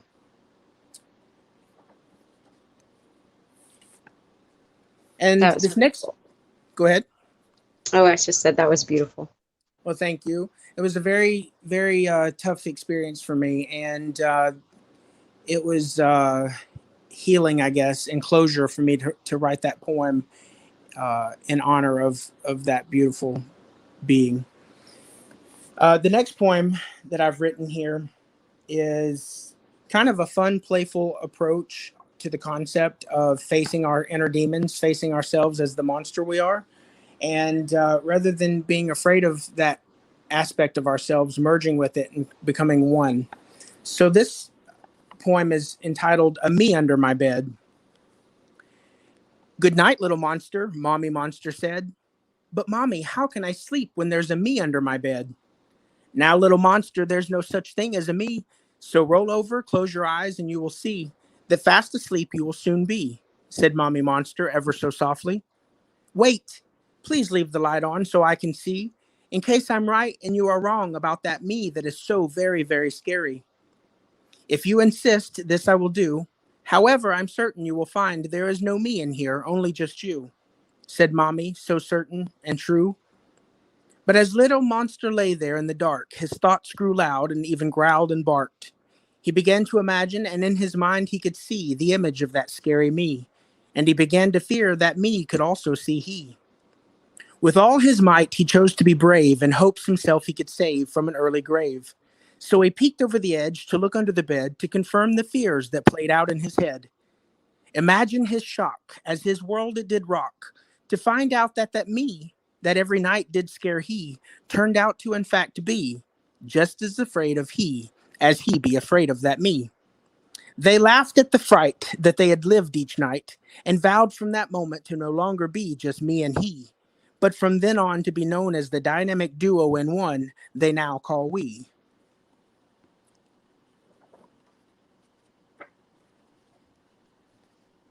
Awesome.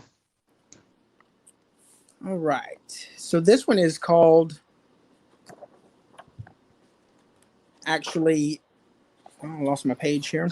It's called The Tree of Life. And this is a little bit of a longer poem. And this was written about a true experience that I had during a point in my life where I was overcoming addiction, and also going through emotional, mental, and spiritual warfare with myself. And I experienced things during that time that was completely unexplainable and previously unknown to me.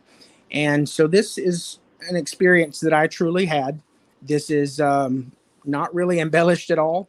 I told it from a poetic point of view, but it's pretty true to the events, how they unfolded and how I experienced them, under whatever pretense that may be based on anybody's perception.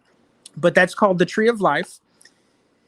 I remember the day very well, the day I felt called to walk out back, and there I would notice something descending in a controlled fall to the ground.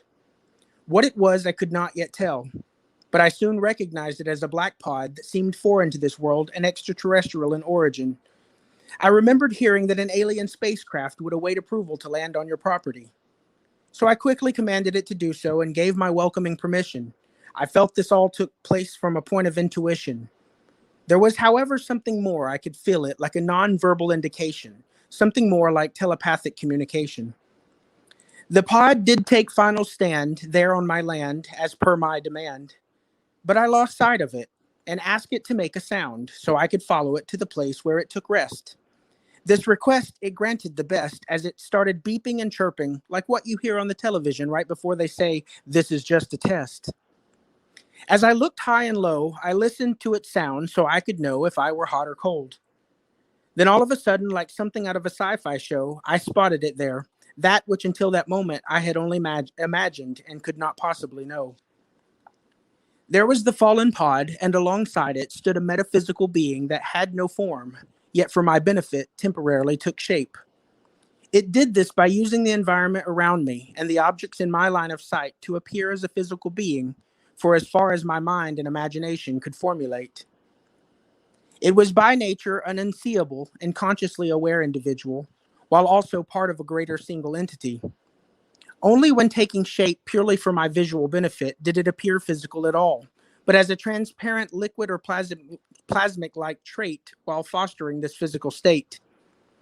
I fell to my knees in complete awe and admiration, but also to signify I was there in peace, as I felt to be in that moment the representation of the entire earthly and human nation. I spoke without words, but my audible voice I could still hear, as I spoke to those whose existence I would soon come to understand. They were our spiritual family, rejoined with the Great Spirit collectively. They were the aliens of Earth, the aliens from this land. They questioned why I called them from up in the air, why I asked them to join me there on the ground. I replied that upon seeing the pod, I had questions that burned deep within me and thought they could provide the answers to, if only with nothing more than a nod. I wept with emotions that with any known language I can't describe, as I gazed upon my siblings there with me in that moment, but having come from another time. They seemed almost like the beloved creatures from Star Wars, specifically like Ewoks and ancient tree-like beings. I simply could not process what I was seeing. They stayed with me for some time. I must have to them appeared to not be the most advanced species of this place, instead more like a simple-minded creature with not much universal culture living between my headspace. They so kindly entertained my need to proceed. I kneeled there, gawking and babbling with no point to make within my reach. So finally, I decided to concede from such a deed. Then I remembered the pod and asked what was carried within it. To my further surprise, they replied that it was a seed. I had just asked what I was to do with this experience, and their response was to share this truth and information of their existence with all of humanity. I expressed my concerns of the possibility with my fellow human beings to be less likely to believe me and more likely to question my sanity. In order to share such amazing news and not have it lost in translation, I so humbly asked if it were possible that they leave me something for the purpose of validation and education. The seed, they said, was that very thing.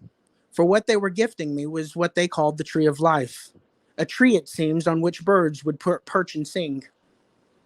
They planted it there, and before my very eyes, I swear, it grew instantly into a sapling as I watched without blinking to be fully aware. In the midst of pure shock and disbelief, I somehow managed to consider the placement of the tree as being too far back into the woods. Afraid this location impossible to remember where to return to so that others may come to see the gifted tree, I hesitantly requested that it be moved forward to the open space there closer to me. They would not comply as I stood there watching with fixed eyes, their every move like a spy. But only when I turned my back and slowly walked towards the desired location did they begin to levitate the tree and move it for me from back there deep beneath all the vegetation. As quickly as they came, they left back to the sky as I sent them off with a heartfelt goodbye. I turned to admire the gift of Flora, the impossible tree they had given to you and me. It was upon further inspection that I realized this tree was not just one trunk, but three. The tree grew again into a small adult in the matter of moments there in my presence. And with that, I'll leave you with this last little honest tidbit, that there in that backyard, I vow to you this day, that tree there still sits. So that was a truthful event, that a real event that I experienced. Some may apply many different labels to that experience, whether it be hallucination, whether it be a spiritual experience, whether it be a close encounter with the non-physical world, whatever the case may be. However, a person may explain that experience in a manner that they best are able to understand it. That experience was genuine for me, and I wrote that poem about it. And yeah, so I remember when you went through that experience personally, and right. I think that the poem you created to bring that information forward is wonderful. You did a really good job of Thank you very much. Condensing that, because that was a really panicking time for you too. In a way, it was kind of scary at times. Oh yeah. That was some of the most beautiful experiences paired with some of the most absolute horrific, terrifying experiences, all wrapped in one. Hindsight's 2020, and looking back on it, there was so much beauty in so many different things, even in the things that I was afraid of and that I was hurt by. They were really much more beautiful than I knew that they were at the time. So to wrap my time up here without taking much more, I'll try to read a couple more here. Let's see what the book opens up to. Okay, so this one's called Mind, Body, and Soul. And this is loosely based around the concept that I believe that we've been misinformed to some degree. We've been taught that we're a body that contains a soul that resides within this physical body. But we all know that there's this field of perception around us that we feel when, you ever felt like someone's just looking at you from behind you. You just feel eyes looking at you, or you just feel someone in your bubble. Someone's walked up on you. There's field of perception. And it leads me to believe that there's a possibility that our soul may actually be this closer to the concept of what we consider maybe like the aura, this light that is around our body, not within our body. You know, much like a puppeteer commands the puppets from above, not from within the puppet, except for maybe the hand that's inside the puppet. But it's an interesting concept. So I'll just leave it there for you, for your minds to let that marinate, come up with your own beliefs there. But it's called Mind, Body, and Soul. The trinity of who, what, and where we are. There may, however, be a case of misplacement, you see. It seems we've internalized that which is external to a detrimental degree. Our soul we believe to dwell within our body, alongside the heart and brain internally. We couldn't be more wrong about where we reside in regards to ourself. We call it our aura, our field of perception, but the space around us is in fact us to begin with. Our soul inside our body seemingly a myth. That feeling of being watched without confirmation of sight is our spirit enveloping our body, aware of our surroundings unknown to our eyes. Phantom pains after limbs lost and blindfolded truths told blindly of feelings of touch when no touching has occurred is evident of a soul outside the anatomical vessel, hard at work. There's the voice we hear within us, spoken from somewhere else. Who is that we hear as us from beyond the physical bond?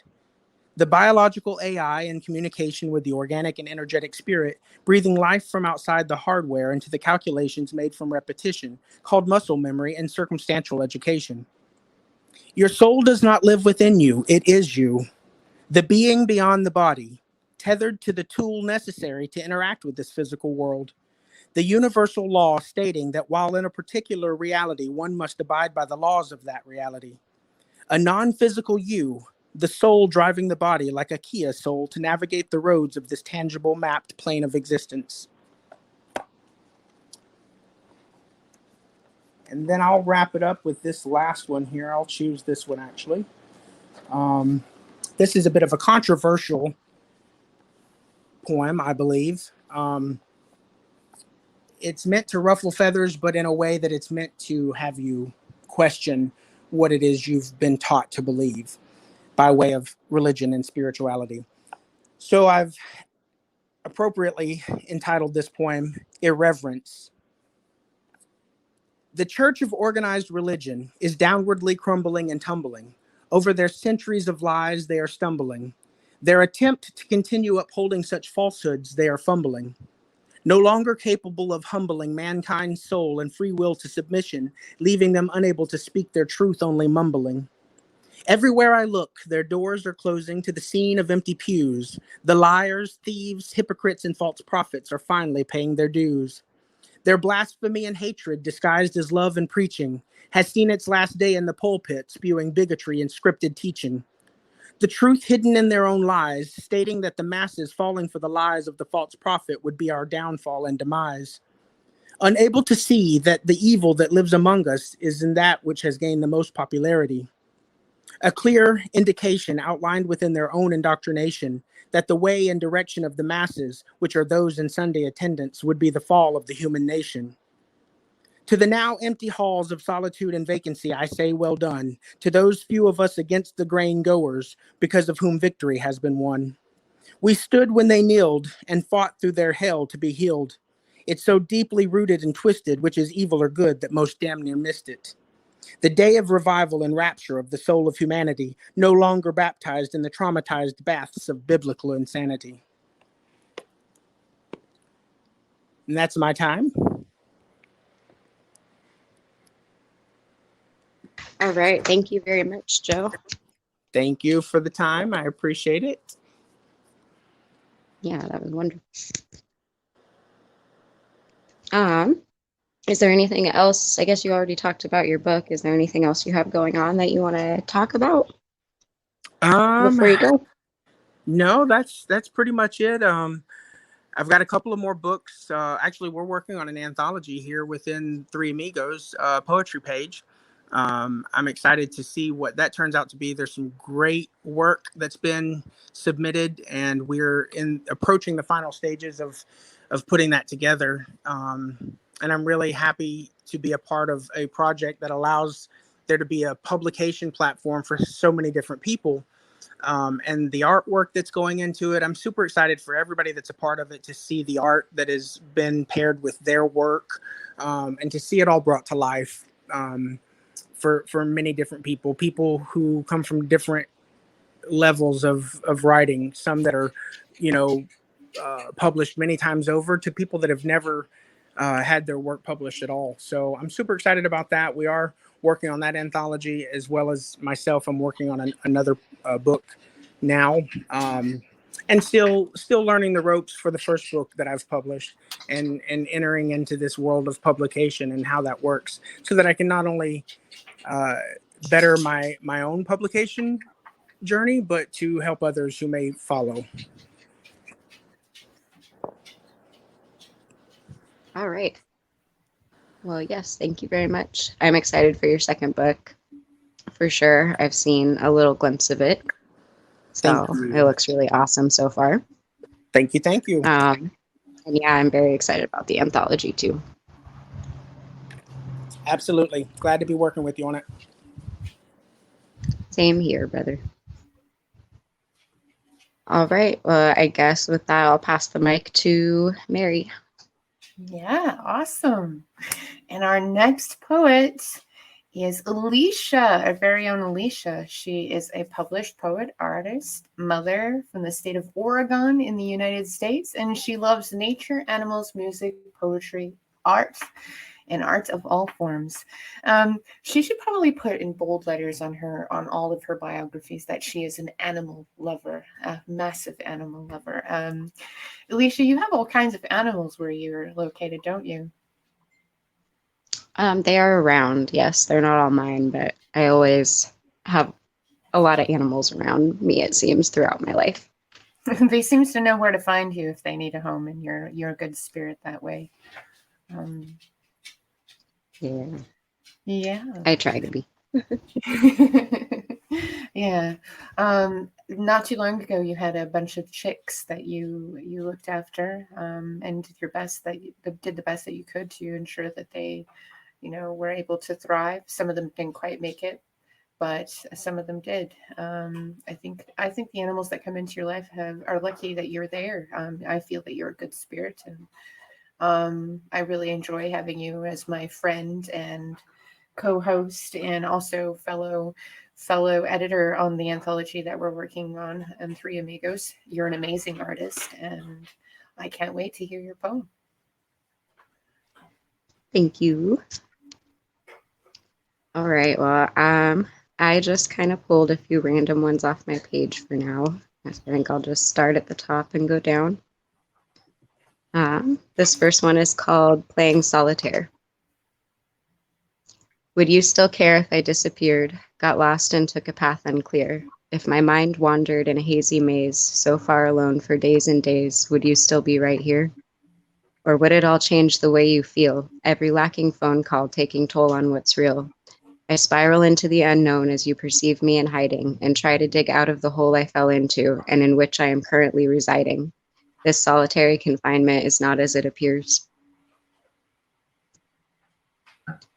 And the next one I've got is called The Quiet Ones. And most people who know me know I'm pretty quiet until you get to know me. You're the master of silence for sure. It is a great formed master, and many people seek, when they're on their journey, their spiritual journey, their healing journeys, they seek to master the silence, and for some it is a very difficult task. But you have a story to tell with that one.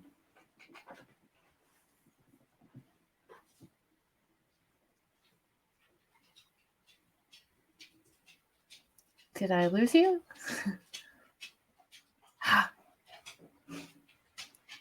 I think I got kicked out. Alycia. Hello? Joe? Yeah, there we go. So you got me. All right. You silence mastered me. Silence ninja. You silence ninja. Oh no. Well, better get to this before any more quirks happen. Quirks. All right, The Quiet Ones. They say to watch out for the quiet ones, those reserved to observe who are still, those whose minds are a vault vast and twisting, but whose thoughts you can really not tell. They say they'll surprise you when you least expect with words that will give you a chill. They say to watch out for the quiet ones, for when faced with an egg hard to crack, those speaking the words of warning will rarely take time to ask. Instead of peeling back the layers of the quiet one's painful masks, they explain in distrustful gossip why in silence some might bask. They say to watch out for the quiet ones, call them dangerous, snobby, or weird, instead of trying to learn more of them, for if speaking they may have.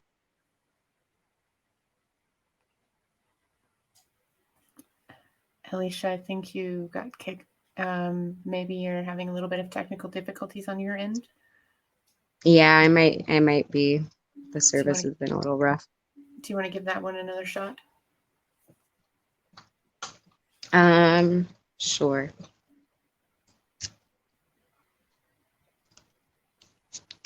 All right, can you hear me? Yes, I can. They say to watch out for the quiet ones, those reserved to observe who are still, those whose minds are a vault vast and twisting, but whose thoughts you can really not tell.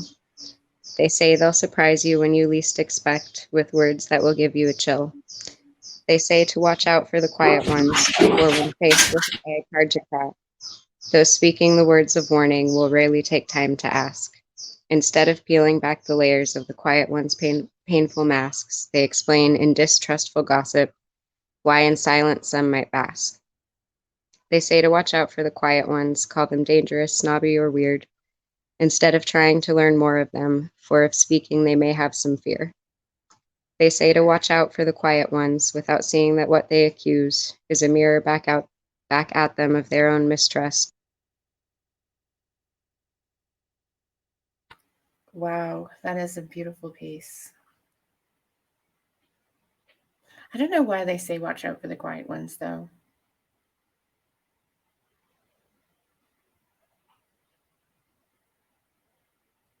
I think once again you cut out, Alycia. Alycia? We must be experiencing technical difficulties. Please stand by. Joe, I think Alycia popped back on. I was saying that's a powerful piece and we lost you momentarily. Thank you. Yeah, I could hear you the whole time. I'm not sure what's going on.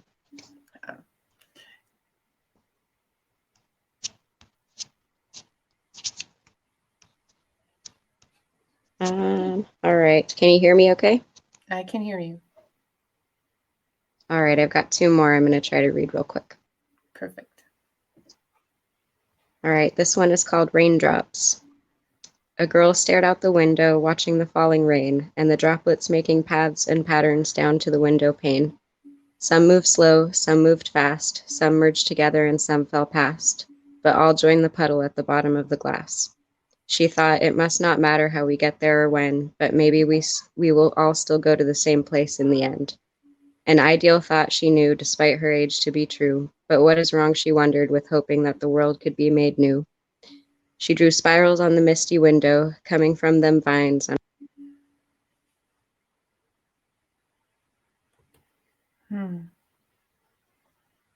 Alycia, it looks like you got kicked off again. We're experiencing minor difficulties. Can you hear me? Yeah, I can hear you. Can you hear me? I can hear you now. All right. I think I'm going to go ahead and stop there. I don't think it likes me being on the other page trying to read. I get that. Yeah, when you're basically, because it is a high bandwidth, like it takes a lot of juice here for you. So that's my dog Coco. He's very boisterous. He sounds really scary and sounds really loud, but he's a giant chicken. He'll bark loud and run the other direction, sometimes under a couch or something like that. He's got a little bit of anxiety. Well, thank you very much. I appreciated what we did here. Hopefully next time, because most of the time it works for you, but hopefully next time we'll be able to hear every part of your work. It is beautiful. It is wonderful. Thank you very much for Thank reading you. for us. Yeah. Okay. Where's Joe? And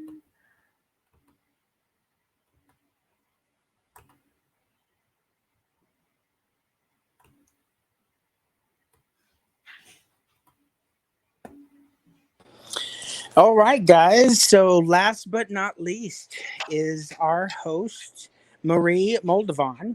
Um, she is a Canadian Armed Forces veteran. She is a poet. She is also a Reiki master, a shaman, an artist, a neurolinguist programmer, a life coach, and a master of many trades. I have had the great opportunity of working with Mary through shamanism and alongside her while we both took on our poetic publication journeys. We have edited for each other in those journeys and in those books. And I know her work is extremely fascinating, and it is a twisted, fun, sometimes dark, sometimes whimsical, but always wonderful, creative um, journey through her mind, written in a poetic fashion. So I know you guys are in for a treat. And with that being said, I will pass the mic over to her and let her take it away. thank you very much, Joe. I really appreciate that introduction. I was going to close off with a meditation, but I thought that would take much too long. We've actually run over the time that I thought and I'm actually happy for it because we've heard some really amazing poets tonight, and I'm glad for that. So instead of reading the meditation I planned, I'm going to read a poem called Wicked Persistence.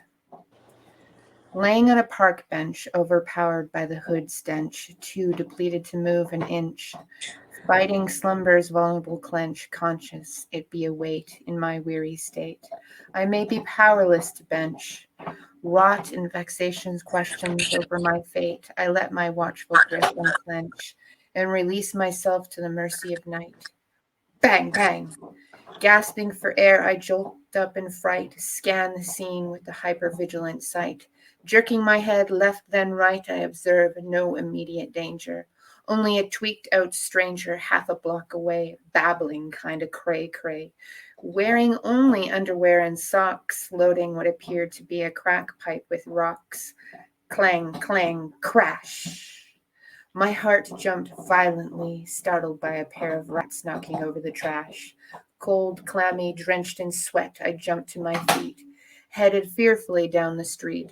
Hearing a spine-chilling banshee scream, I stopped dead in my tracks, scanned the scene, and to my dismay witnessed a diapered toddler alone in the park, screaming for their mother. Glad it wasn't the scream of a supernatural monster, but frustrated to be a babe alone without a mother or father. I set aside my need for self-preservation and headed over to the tot with a motherly compassion. Hello, little one. My name is Mary. I'm here to help you find your mummy. Do you know where she is? Now, noting the toddler pointing to the other side of the sandy garden, I reached my hand out and told him to lead the way to his cabin. Sniffling, he firmly grabbed my hand and led the way across the sand. Upon reaching the gate of our destination's end, a woman stumbled down a flight of stairs, weaving and wobbling in drunken swears, blaming the child for her lack of responsible care, and asserting in a drunken tone I needed to mind my own, before aggressively dragging her infant son into the cabin. Stunned, I stood under the street lights, eerily flashing at 3 a.m. and pondered how in the world humanity got to the point in existence where deflecting blame onto a child was normalized with wicked persistence. I actually wrote that poem, and it is based off of a true story from my days on the street. I used to sleep on a park bench and found it more comfortable than being anywhere near my family or family home or even in a stationary environment. I had got to this point in point in my life where I couldn't stay in a, you know, a home or what is considered a traditional housing. I needed to move around. I needed air. I needed to breathe, and I needed to be mobile because I was experiencing a lot of anxiety, a lot of paranoia, a lot of like I had gone through extreme amount of trauma up to that point, and I felt safer moving and moving from place to place and sleeping on a park bench exposed than I did in an apartment or a home or even with my or near my family. So that poem again is based off a true story. I did come across a young child in the park alone, screaming in diapers, and I did bring the child home, and the mother, you know, she seemed to be really upset. To add more to the story, she actually got very angry at the child's brother, who would have probably been maybe a year or two older. And I basically heard her screaming at him for not doing his job and looking after her, you know, his little sibling, and not being responsible. And I couldn't believe my ears. It was like, this is madness. You know, it's madness, but yeah, that's my poem. And again, it's Wicked Persistence. And I thank everybody for joining us. I'm just going to plop Alycia back on the screen, and we're going to say goodbye. And once again, thank you for joining us. Hopefully you'll tune in next time. Have a nice evening. Alycia, Joe, do you want to say anything before we go? Just thank you to everybody who showed up and joined us on our first episode of this endeavor. I hope to see everybody return many times over and to watch this grow and develop into something wonderful, so that many more wonderful literary artists can have themselves heard and share their wonderful work and their wonderful stories. I found so many things fascinating from all the people that joined us, all the way from Mr. Bradley up there in British Columbia doing his part to fight for the environment, all the way to the gentleman that is the actor, Mr. Alistair, knowing, you know, Jesse Jackson and Quincy Jones. So such an interesting spectrum of wonderful people, and, you know, getting to know them and things about them and what they're out there doing in the world, and then having them bravely share their stories that are many times personally important to them, you know, attached to very personal experiences, and sharing that on a platform publicly for other people to hear. So thanks everyone for that, and can't wait to see what this becomes over time. Actually, we have a surprise. We're not going to go yet. Nope. We've got one more. We've got two more poets popped in at the end. They had originally said that they might not make it, so we're not leaving. We're going to actually take on these two wonderful poets and bring them on the stream, and let them read. I'm just going to pull up the screen. I'm excited. I didn't think they would make it. One of the poets is having a birthday, so it's like a happy birthday experience. Yay!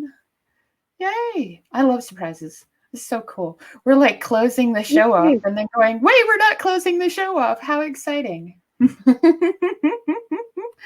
Okay, so our next poet, our last wonderful poets, are Ashley and Jow Hurst. They're a couple of oddballs trying to make a sense of this crazy world by guiding their two boys in an incredibly mad world. Hello, thank you for popping in. I almost didn't catch you there. I'm so glad you did make it. I got to be the encore. Yes, you did. Yes, you did. So I did prepare a little, I have something prepared for your wife, but I'll let you read first, if you don't mind. And then when Ashley pops on, I have something prepared for her. I know. Audio okay? Everything is good. Everything's perfect.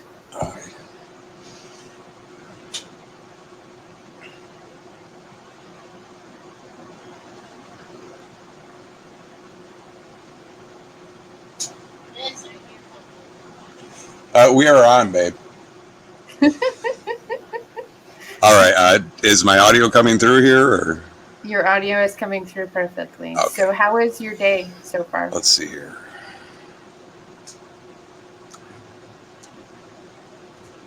Death had a love, a beautiful love. It gave his soul a light, and in secret he would cherish it and guard it with all his might. He could not show anyone his great prize, his light, for who would fear a demon with such a love for life? He'd give up his power now and forever for the chance to take her hand, and now he asked her to be with him, to play her part in his plan. But his love said no, a terrible blow, and his tears, they fell like rain. So now she's known forevermore as the one who caused death pain. Wow. That's powerful. That is an amazing poem.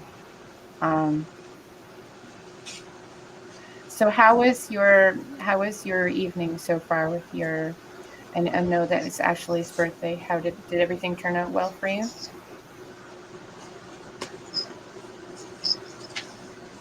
I'm having like horrible lag here. I don't know if it's just a technical issue here. It's okay. Everything is radio. So as long as you can hear me, can you hear me? Well, Zhao, can you hear Mary at all? Mary, can you hear me? I can hear Ultimately, it did. I mean, we had reservations for like 2:00, and yeah, I jumped on here as soon as I got on. So I did what I could. I got here as soon as I could. So. Well, I'm excited. Yeah, I can hear. I'm just dealing with the delay. That's okay. I'm excited that you were able to make it with us and be able to read. And I'm glad that you were able to make your, I know that you said you had a delay with the babysitter and everything and had the reservations. So,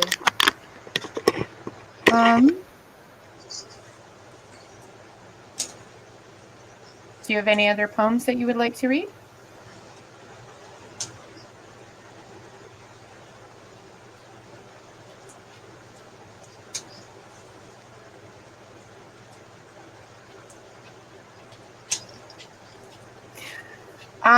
Are we just waiting for, because I could probably, are we waiting for your, do you have any more poems that you would like to read? Yeah, I've got one more piece. Let's see here.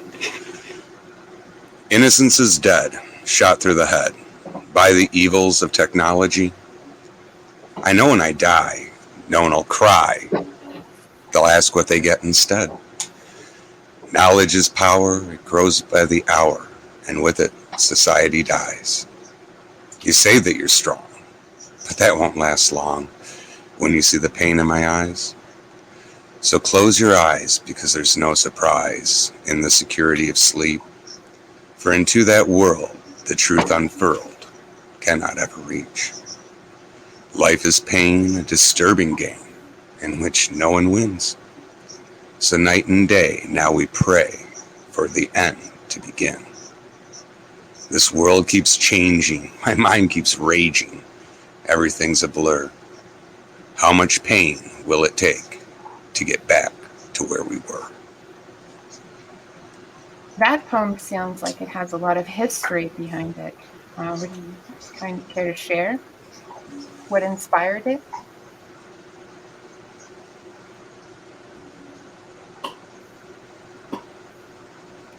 Zhao?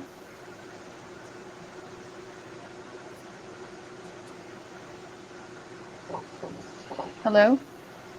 I actually wrote that one shortly after 9/11, and it's not specifically about 9/11, but it does have a lot to do with where the world was at the time.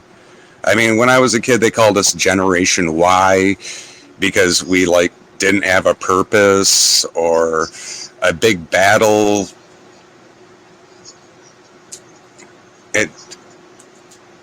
Everything just changed so fast. Generation Y didn't have a purpose. I don't know. I think every generation has a purpose. I really like to kind of toss those labels aside because you got the X, Y, Z, and the so on and so forth, and the baby boomers, and you get to all these labels, and some think some are better than others, and some don't have a purpose. Some have a purpose. Some have a backstory. Some don't. But in the grand scheme of things, we're all here we're all here in the same boat. And we're all here experiencing, like right now, we're experiencing the effects of, generations past, what the world that we have been left with, and the world that, our children and future generations have to deal with. So we have a lot of responsibility, a lot of things to look after, a lot of, pressures when it comes to our world and our Mother Earth and various different things. So I personally like to trash those kind of labels. I'm not sure what generation I would fit in. I kind of like in that transitional one, like in the one that doesn't even kind of exist. Now you're opening your books. So did you have something you wanted or to put on?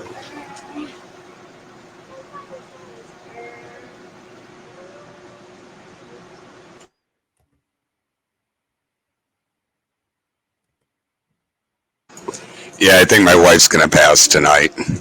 Okay, so I will just plop up the screen. It says happy birthday, Ashley, and I will sing happy birthday for Ashley. Happy birthday to you. Happy birthday, dear Ashley. Happy birthday to you. Happy birthday to you. And thank you very much. I'm sorry, if my daughter was here, she would probably tell me not to sing, but I hope you have a happy birthday, and I hope the rest of your evening is wonderful and you're gifted with every blessing possible. Thank you very much for tuning in, and thank you, Zhao, for showing up and reading us those pieces. They were beautiful. That's pointed at before. Oh, it is. Thank you. Okay, so now we will say goodbye. Joe, I think we all said our say. I said I loved everybody showing up and was really grateful for it. Joe, you talked about all the wonderful different, varieties from all walks of life. And I think Alycia didn't get to step in, say something. She got cut off. Alycia? I'm just thankful for everybody that showed up and read their stuff. There's a lot of different styles and all very powerful pieces and talented people. And then this was really fun to hear everybody's work like this. And just thankful. Thanks for joining us, guys. Thank you. I know that was a kind of an awkward ending, but it was a surprise ending. I just love those surprises, when you just kind of get that curveball in there, and it's like the greatest curveball ever. And I hope I didn't butcher everybody's ears with my singing. But I don't know. I'm really glad that I got to sing happy birthday, and Mary, because you Yes? butchered their ears with your singing, they didn't hear your apology just now. Well, well. I'm teasing. It was beautiful. Marilyn Monroe could have eaten her heart out. Thank you, Joe. And thank you for everybody for tuning in with us. And until next time. Bye-bye.